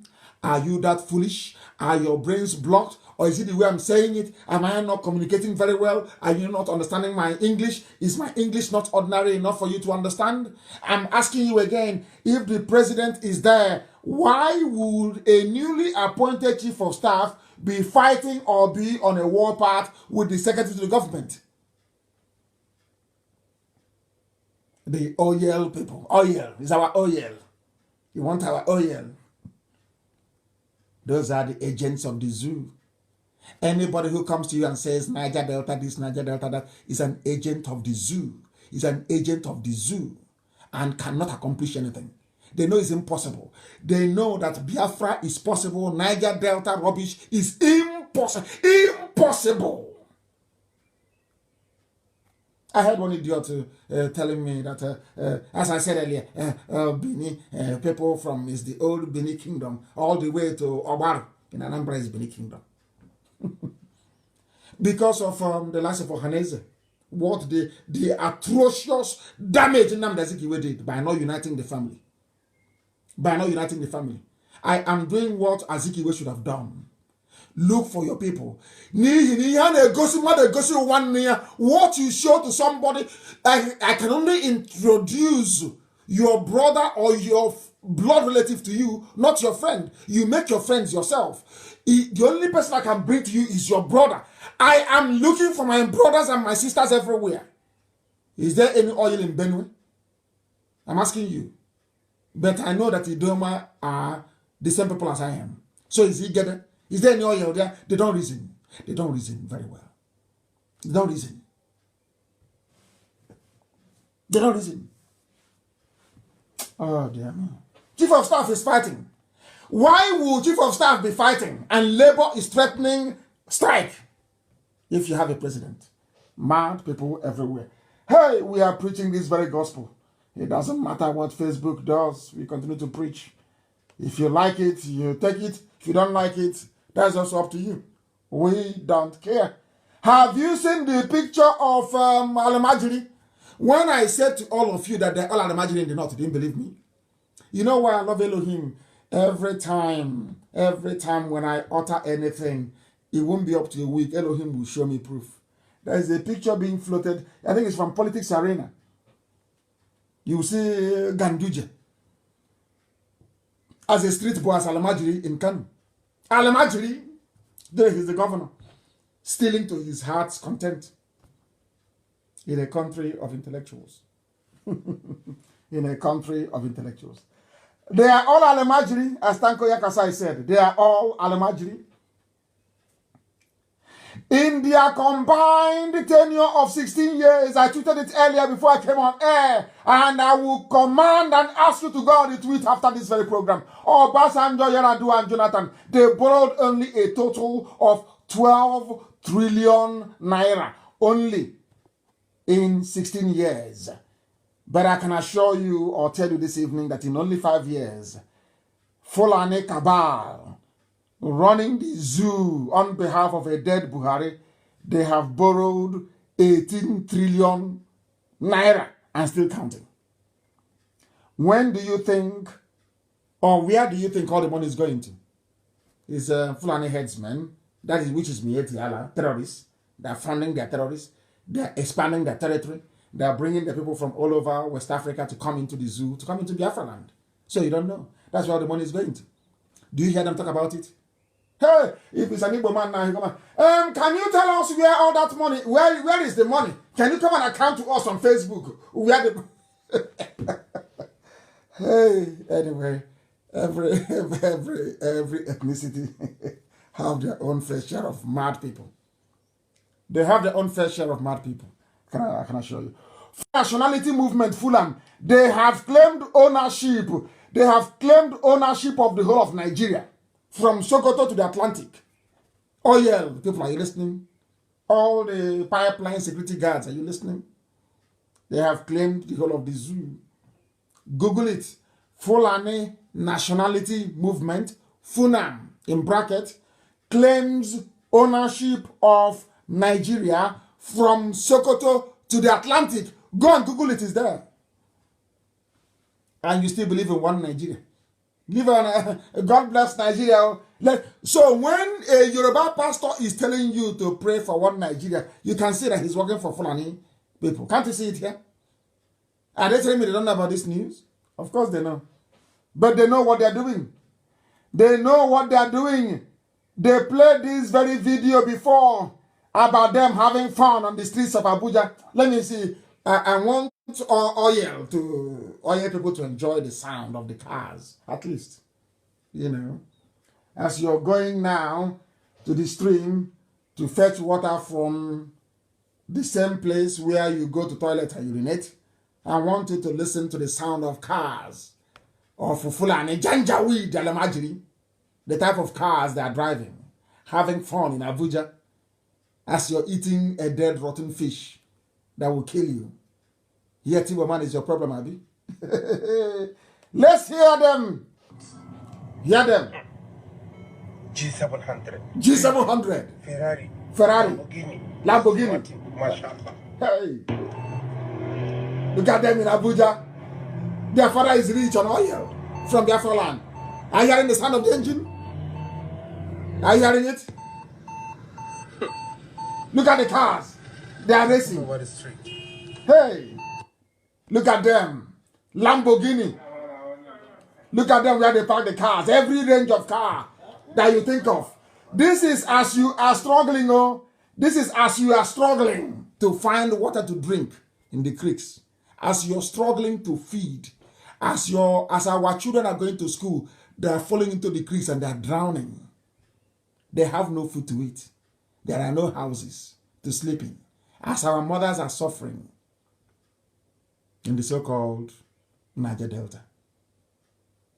The only way out is Biafra. Yet you know that the only way out is Biafra. But you come and you're talking all this nonsense about South, all this garbage. Knowing fully well that Alamajiri children are having fun in Abuja, driving Maserati that they didn't work for. Now you see the full meaning of divide and rule. Now, who is stupid? All of you that didn't support Biafra, do you see how stupid you are? Is it now very clear to you? The cars are in the north, Tomorrow morning, 5 a.m., our mothers will rise up to go and look for fish to catch, to smoke, to sell. Those who didn't go to school are in Abuja, driving fast cars. And you tell me you believe in one Nigeria. Mad people everywhere. Mad people everywhere. And who gave them the authority?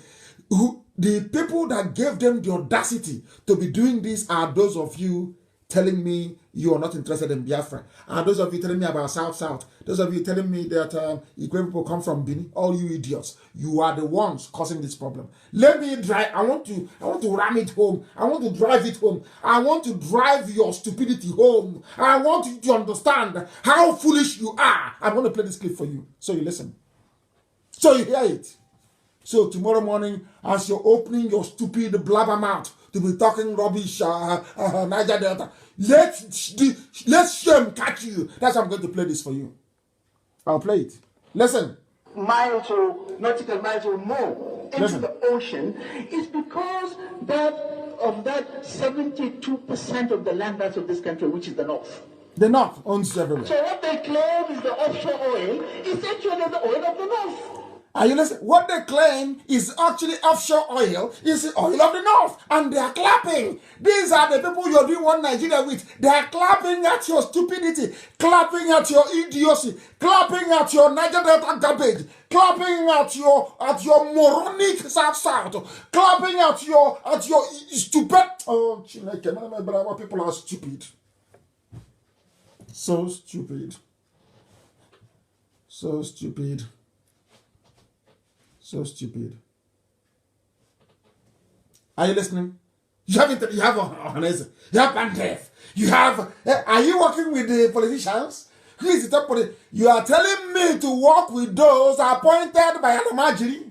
You think I'm stupid? You think if you say it, I will run to my death? Who are these people are appointed by the North? Is that what you think?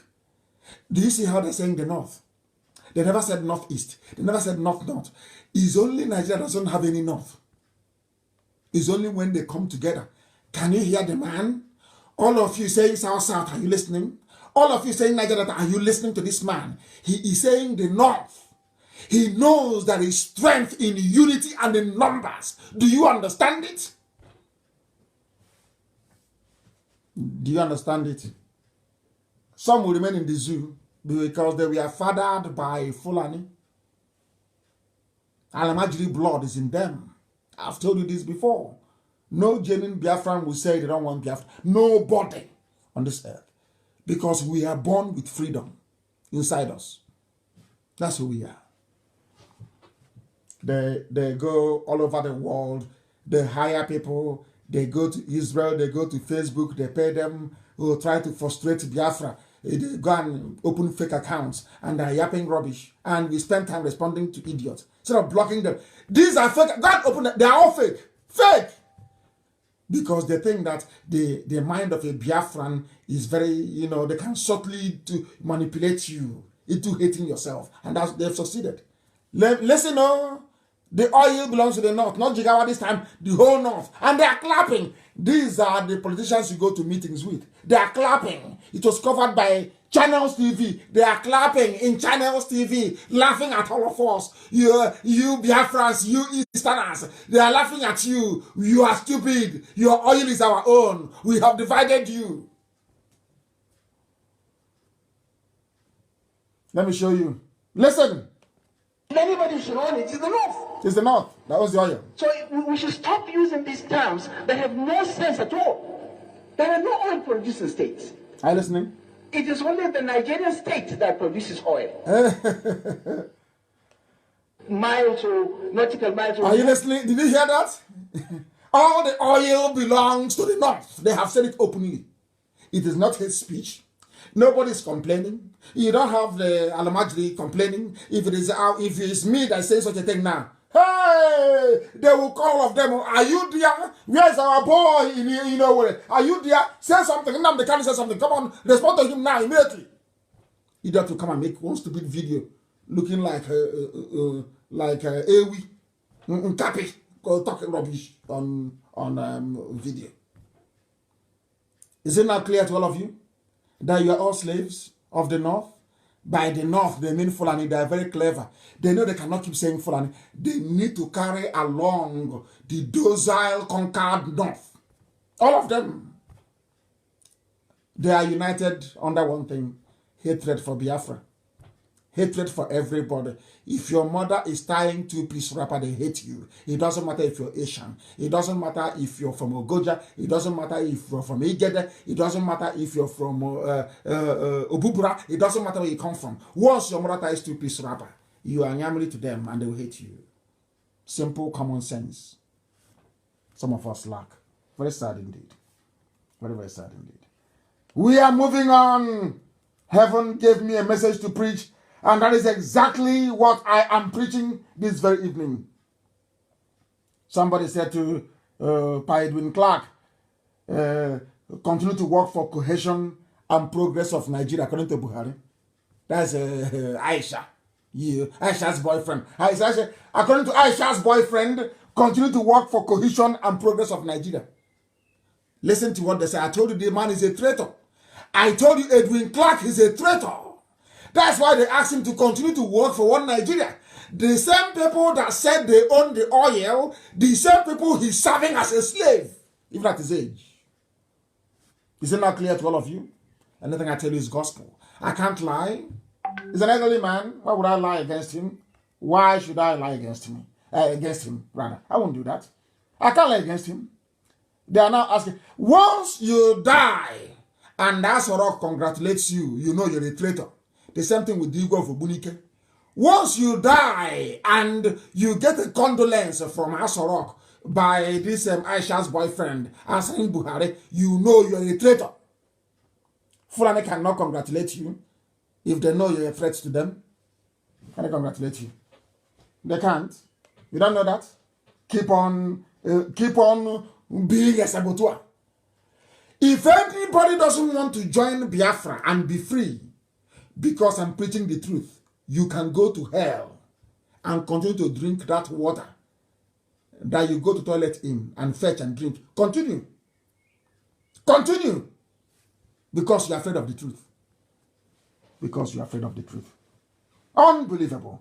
El Rufai's son targets Igbos and IPOB in a tweet. He was in a private jet, actually in a private jet, bought with oil money from Biafra land, tweeting against IPOB. And targeting Igbos is in the news. Go and Google it. El Rufai's son targets Igbos, IPOB in reactive tweets. That tells you it's only IPOB they're afraid of. Who are you making mouth or blabbing your dirty mouth when the only people they're afraid of is IPOB? Have you asked yourselves why? Drop your petty jealousy, your village envy. The only formidable force they know is IPOB, not you. Not you. The only people is IPOB. We are exceptionally formidable. Exceptional. Let me see if I can read what the little Al-Majri is saying. Look at the father is the midget. They went to go and see their fellow sellout. Governor Nasser El-Rufai's son, Bello El-Rufai, has shared a cryptic post on social media that seems to disparage people from the southeast and south-south. Oh. So they didn't even leave out the slaves from the south-south. He included them. The governor's son shared some tweets. Bello took a swipe at the proscribed indigenous people of Biafra, a secessionist group that agitates for the freedom of Biafrans from Nigeria through referendum. IPOB, which has supporters, now they are talking. Now let me read you what this international media is writing. IPOB, which has supporters from the Igbo, Anan, Ebanke, Egala, Idoma, and other ethnic groups, believes people from the southern region are being marginalized by the northern. There is no elite in the north. What you have is Alamajiri with stolen money. There's not like elite in the north. There is nothing like elite in the north. What you have is Alamajiri with looted funds. If that is what you call an elite, then so be it. It's only IPOB there. They're not afraid of you. Those of you carrying office flat file in those days with one newspaper cuttings of what Zeke said, they're not afraid of you. They're only afraid of IPOB. IPOB are the only people confronting them. No other people has the balls nor the guts to do so. It is only IPOB, formidable and exceptional, incorruptible. Incorruptible. Is no longer PDP paid him, APC paid him. Have you forgotten when I was saying it? Now I'm hammering APC now. Jubril, and not Jubril is dead, of course. Aisha and her boyfriend, they're no longer talking. But some of you listened to the gossip when it came. Oh, he must have taken money from PDP. Some of you idiotically took money to bought the garbage the gossipers were saying, didn't you? They never confronted me. I was going behind my back to yap rubbish. And I'll come on air and I'll say it. I disgrace all of you. Every idiot. Let us listen to those who have something more important to say. We are live and direct. They said they are going to, you know what they have done? Because we are making progress across Biafra land. They have decided to fix election on the 30th of May. Doesn't matter. It's our fault. There is no relay station across Cross River. We are working very hard. Very soon, our radio, you know, our Radio Biafra cures every illness. That's why I love Radio Biafra. Once we are there, we broadcast for only 1 month. The ethics who are there, who are descended from Ibibios, they will then know their history. The way those in Bayelsa now know their history, know who their brothers are, know who their cousins are, know who their sisters are. That they don't come from the Sahel, from the desert in the north. They have fixed election on the 30th of May to try to stop us. That's what they're doing. You see Alamajiri, election 30th of May. They have forgotten that it was Gowon that created Cross River State. And he called it Southeastern Nigeria. How many names are you going to answer? They called it Southeastern Nigeria, Cross River State. Now they have moved that Southeast into the... Hey, Zoo. There are some people writing garbage. Nonsense about Igbo land being landlocked. I want to educate some people, including the oil people of Nigeria, oil. Those who are talking rubbish. I want to play something for you to listen, please. Good morning, Mazi. It's me, David Njoko. Listen very, very carefully, please. I want you to pass a message to our leader to continue. Listen. Especially on his teaching. And the great man as talking. regards Ubopon corrupt people, Andoni and Bonny Eji of River State. This local government, especially Andoni Opopo and Bonny, speaks Igbo dialect up to date. This is an Igbo man. This is an Igbo man, of course. He's an Ikwere man. Ikwere man is now giving us history. Ikwere, he's an Igbo man, of course. He's now giving us history. To let every fool know that Igbo land is not landlocked. To let you know. I didn't want to say it is coming from the mouth of an Ikwere man. Listen very carefully. While Andoni speak a combination of Igbo and Ibibio dialect, which they call Obolo. Are you being educated? Obolo is a mixture of Igbo and Ibibio dialect. A mixture. A mixture. Are you now following? That your dialect doesn't mean you're a different person. In Ibek, we speak a different dialect from my cousins in Ohoho. That speaks a different dialect from those in Olokoro. Olokoro is different from Obaka. Obaka is different from Usurimo. Usurimo is different, even more related to Ivrimbise and Ongwa. It doesn't mean we are different nationalities. What is wrong with some people? Which school did you people go to? All you people bringing all these useless categorizations about our dialect and our language. Once your dialect changes, somehow you're a different person. In the Arab world, the Arabic spoken in Kuwait is not the same thing in Saudi Arabia. It's not the same. Written is the same, but it's not the same.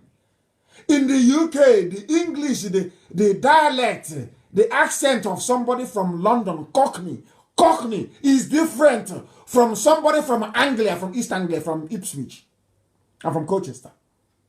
But they're all English. If a Scouser speaks from Liverpool, you cannot hear them. You can't understand their English. When they make movies, there is a subtitle. in America so that Americans can understand what they're saying. But they're English, they're Englanders. Are you following?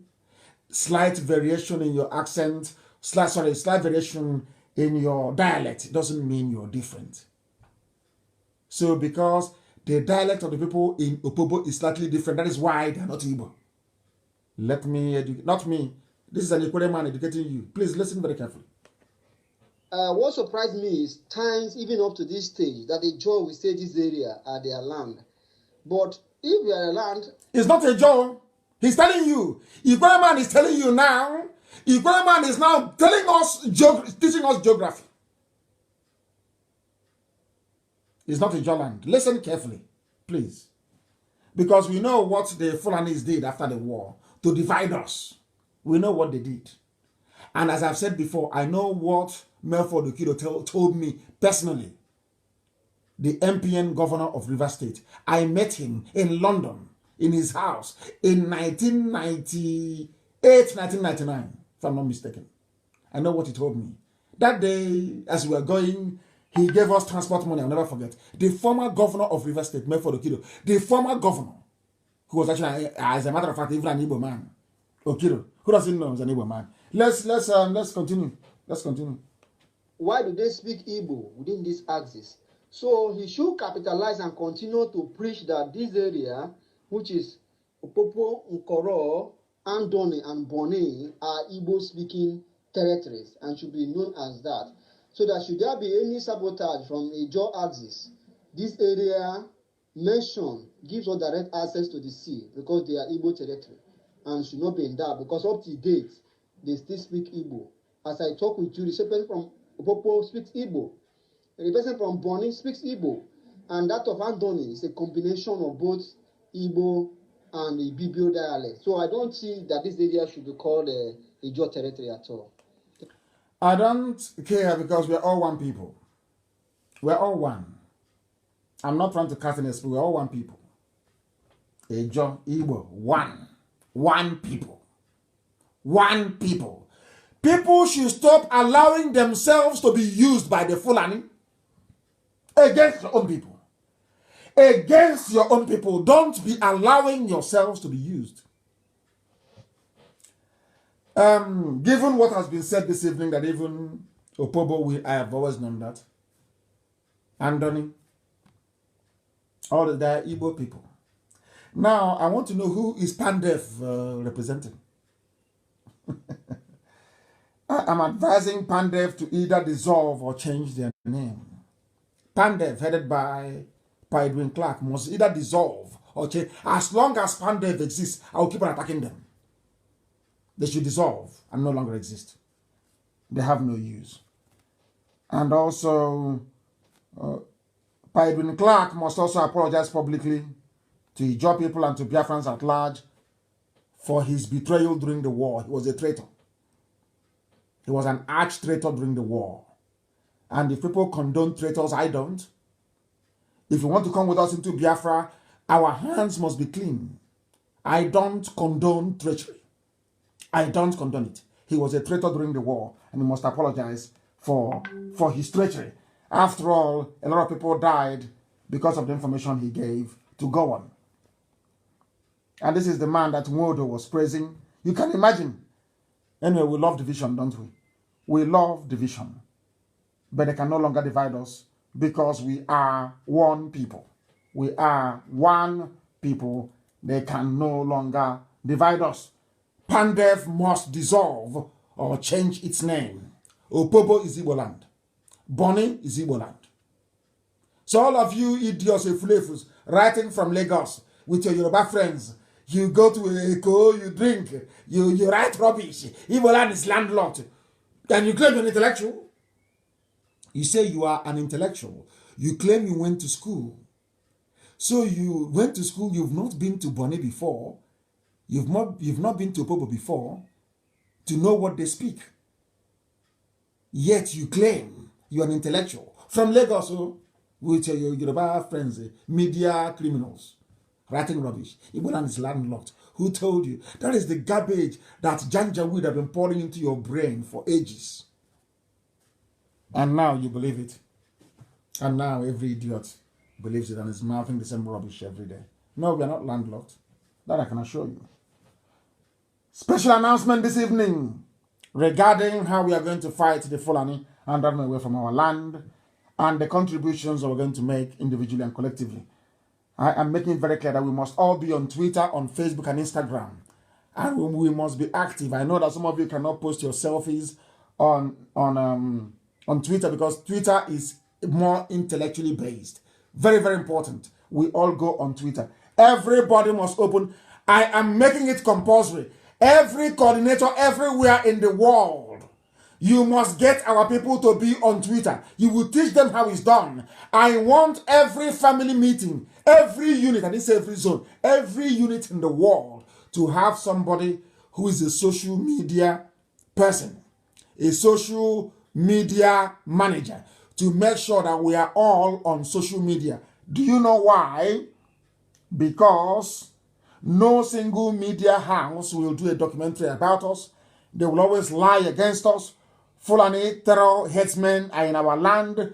BBC will not cover it. We are the ones going to tell the world. When President Trump receives 10,000 tweets, he will be forced to think very long and hard about that very issue. We must all go on Twitter. I am asking all our coordinators all over the world, Mazi Nnamdi, our head of DOS, the Directorate of State, I am making it mandatory that every unit around the world will have a social media manager that will place all of us on Facebook, place us on Twitter, place us also on Instagram. Very, very important and very critical. We are telling our own story. Nobody is telling it for us. That is why we are on all these platforms. You cannot be in your house molding block and building hotels and motels and you think Biafra will come that way. We need to flood the world with our information. And that's exactly what we are doing. That is why we are on social media. And that is why they want to get us out. Oh, it's an online country. They want to ridicule you. That's their game. That's the game. I know them very well. They want to make you feel ashamed so you no longer come online. They will therefore dominate you and spread every manner of falsehood against IPOB and Biafra, and we cannot let them. Very simple. They think we are not smart. We are very smart, and we know. We are remaining on Facebook. We are going on Twitter. We are going on Instagram. Every social media platform, we are the ones telling our story. Pandef Bakwoko, what is Pandef? It has no meaning. If they feel it has a meaning, give me an indigenous name that binds all of you together if it's not Biafra. No, it's called Morocco. Give me an indigenous name. You claim you are Pan Niger Delta Forum. Remove Niger Delta is not an Ijaw word or Ijaw nomenclature. Give me a word that binds somebody from Bini with somebody from Ogoja. Name it and give me one word. I know in the west is Yoruba or Dudua. I know in the north it is Hausa Fulani. Give me one word that binds the so-called South together. Name one local word that binds if it's not Biafra. Now you understand, don't you? Now you understand how we collapse the zoo. Reason and intelligence. That's all. If Pandef is to exist, give me a local name. Give me a local name that defines who you are. Because there is none. There is no name that binds a Yoruba person that descended from Oromiyan in Bini, the ruling lineage now in Bini. Or in Igodomigodo. There is nobody that comes from that particular lineage of the current Oba in Bini. How are you related to somebody from Ogoja? I'm asking a simple question. How? But you're all in Niger Delta, Pandev. You're all in the South. How I remove the English word, the nonsense, Niger Delta. Remove it. Give me one name that binds you together, historically, or as a people. Tell me now. I'm waiting. I'm looking here, and I'm checking to see if I'll get a text. Because there is none. So that's why Pandev is rubbish. It is wrong. Any day they hold a meeting, I will attack them. I will schedule an emergency broadcast and I will attack them. Give me a local name where you come from. Give me that binds all of you together. There is a name that binds the 7 states together. It's called Ohaneze Ndigbo. Give me the name that binds South together. Give me a name now. I'm waiting. Not making mouth, talking rubbish on Facebook. Give me a name that binds you together. There is none. So it's fake. Go and look for the meaning of it. I won't tell you. Izukaman and Neji. Go and find it. Go and find the meaning of it. Go and find it. Nothing binds you together. That is why you have a concocted name, a made-up name, Pandev, that has no meaning. Is it English? Is it a John name? Is it a Benin name? Is it Urobo? Where is it from? What's the meaning of Pandev in Ibibio? What's the meaning of Pandev in Ejagam? It has no meaning. So dissolve that rubbish and answer your name. In the north, the answer Arewa. That's what the answer. Arewa in the north. In the west, the answer Duduwa. And we are Biafra. So the more you try to divide us, the more foolish you become. Have you seen it? I'm now asking you to give me a name, either in Ijaw language, any local name that is African, that binds the whole of South together. Give it to me and I will stop what I'm doing. Give it to me now, I will stop. Because there is none. Is there? There is none. Absolutely none. Let's continue. We must all go on social media. Edosium, take note and inform our people all over the world. Very, very important. Very important. I was invited to VOA. I told you this before. When I was in the USA lobbying US senators. And I'm very glad to see that it's beginning to yield fruit. Most of the senators are now writing. I posted it on my page. They are now lobbying Trump to make sure that the killing of Christians and marriages in the north and also in Biafra and it comes to an end. Very, very important that we do this. We must all go on Twitter. Very, very important. We must all be there. It is about journalism without boundaries. We have a very credible army of e-warriors and I salute them. Our e-warriors, I salute all of you. One after you're doing a very good job. Nobody gives you money. Everything you do is on your own. You stay awake all through the night because you're fighting for your freedom. And when the time comes, you will tell your children this, that I stayed awake all night, fighting. People don't know the meaning of media. That was how they told us, oh, don't mind media now. Oh, go and trade. Go and work as Wafia. And Yoruba took the media and finished us off. Now, the media we have found, which is new, which is social media, they want to drive us away by ridiculing what we are doing. It's an online country. You have an online president. Tell them yes. But we stay there. They are very smart. That was how they drove us away from mainstream media. Minaj was in Obosi. No Igbo man supported Minaj. No Igbo man brought out money. It died. That was when I knew our people is something else. Now they want to drive us away from social media that we dominate and control. The answer is no. So we must tell our story. That's why we are there. They think they're smart. If you say it's an online country, then we are out of shame, we abandon it. Alamajiri. Alamajiri. Yeah. Oh. We must continue on social media. We must continue because we are dominating.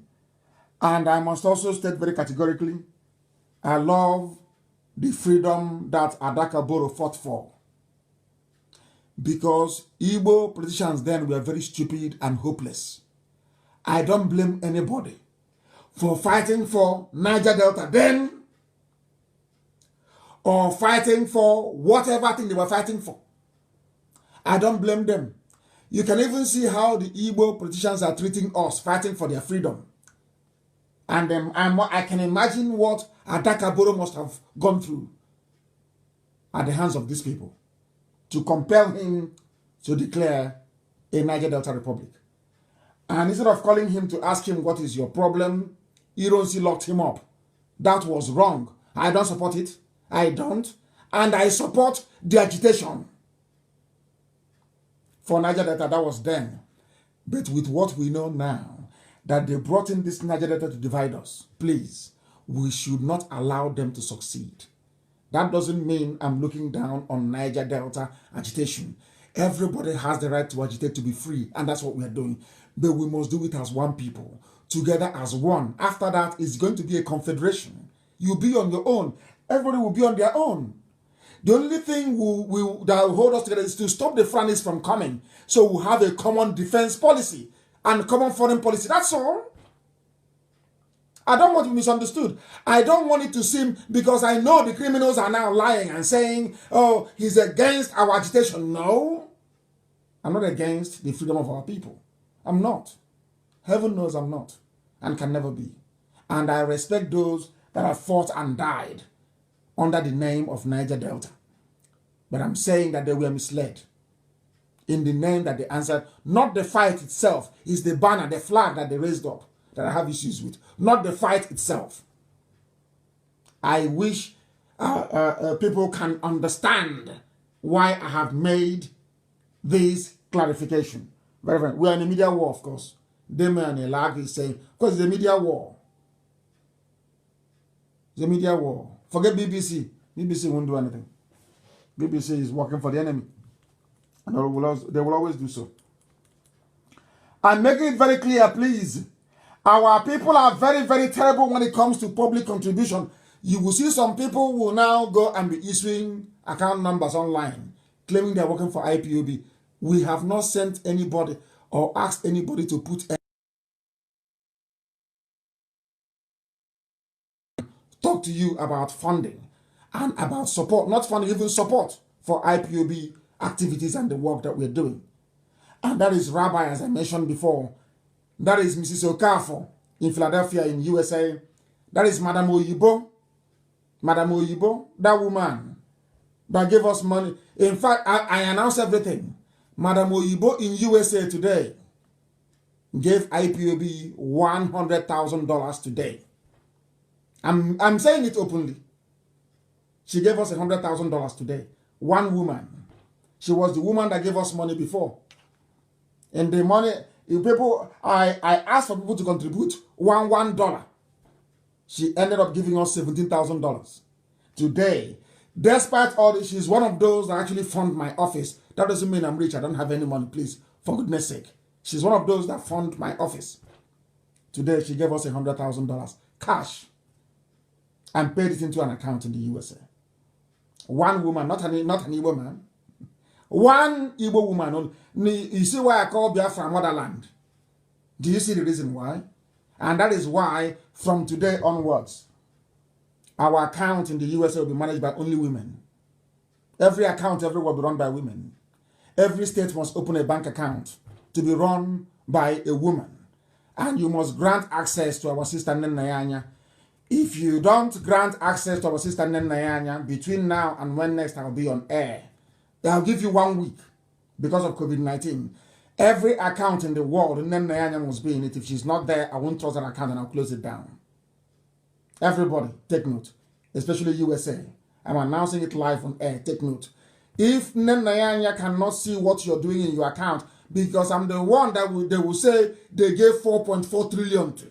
So I need to know what is happening so that I can have evidence. I can publish it because they are gossipers. And the Igbo men gossip better than any other group of people in the world. Igbo men can gossip for their life. They love gossiping. I don't want it. Please, that is why, let me repeat, our women will be in charge of every account we have everywhere in the world. Only women, no men. Men shouldn't come near, they shouldn't come close to our account. No man should come close to it. It's an order from tonight. Very, very important, please. Very, very important, please. Extremely crucial. There has to be discipline in our ranks. Anybody giving you any appealing for funds on Facebook, on social media, distributing account numbers, telling you IPOB said, it is a lie. I did not send anybody. Only Nenayanya can speak to you about funding. Only Rabbi, who is my emissary. Only Mrs. Okafor, who has contributed immensely. She wanted to sell her house in America and I said, no, God forbid. A mother. That's to tell you what our women are doing. Only Mrs. Okafor, who has contributed a lot in this a lot. I don't want to mention the amount. A lot has contributed in this very effort we're making. Madam Oyibo, and also our two sisters that man our inquiry lines. Only them. Anything you see online is fake. It is fake. Absolutely fake. I'm making it very, very clear, please. Nobody should give money to any IPOB officer in the USA claiming it is to fight Fulani headsmen. I'm making it very clear. I said no, no, no. If you want to support the effort to drive away the terrorists from our land, go to World Igbo Congress, look for Professor Ejiofor and give him your money. Don't give it to IPOB, please. We don't need it. We don't need it. It's too late. When we asked you before, you were talking rubbish, 2015. We don't need it anymore, please. Go somewhere else and give it to them. That brings us to the end of today's proceedings. I want to see if I can take at least maybe 1 or 2 calls. I said I will take some calls, and I want to take it. Let me see if I can take 1 or 2 calls. You have the number. It has to be only on WhatsApp, please. Only on WhatsApp. Very, very important. If I get any call on WhatsApp, then I will take it. If not, and please, do not, our inquiry line is not for video calls. I know you hear the voice of our daughters, and you want to, the caller, stay where you are. I'm coming to you in a minute. Stay where you are. No video calls, please. There are WhatsApp lines. No video calls, I beg of you. No video calls or inquiry lines. No video calls, please. The caller on the line, can you hear me?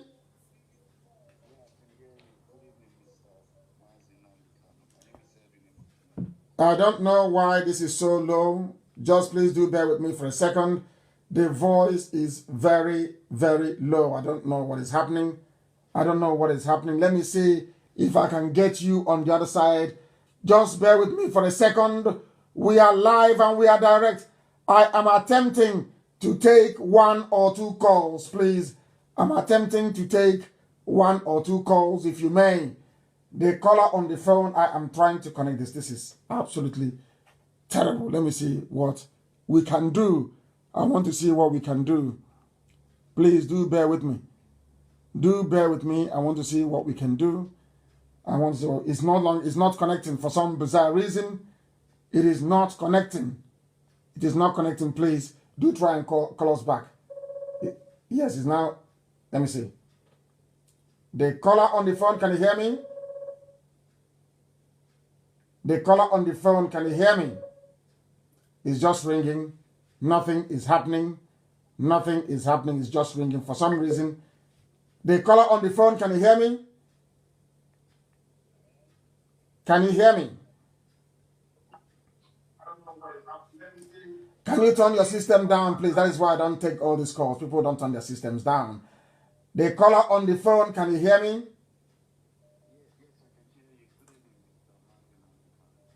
Good evening to you. What is your name and where are you calling from? Yeah, my name is Edwin Emokinyo, Honorable from Delta State. I'm calling from Ireland. I just want to thank you for your show. I've been following you for over a few months now. And you are Urobo. Are you a Biafran? Or are you a Niger Deltan? Which one are you? Are you Niger Delta or you're Biafran? I want to know. No, I'm a Biafran, that's for sure. Okay, a Biafran. Very good. Please go ahead.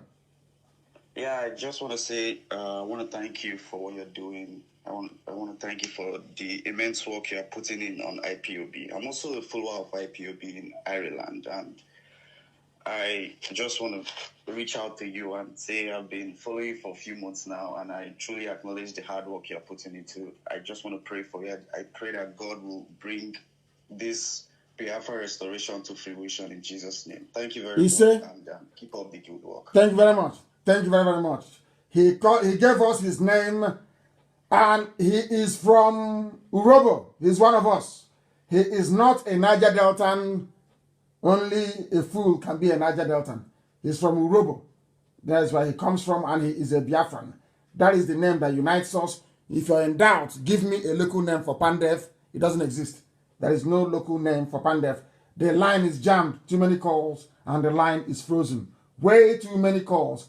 I will be live again on Saturday evening on the day of our remembrance. And that very day, I will not preach very much.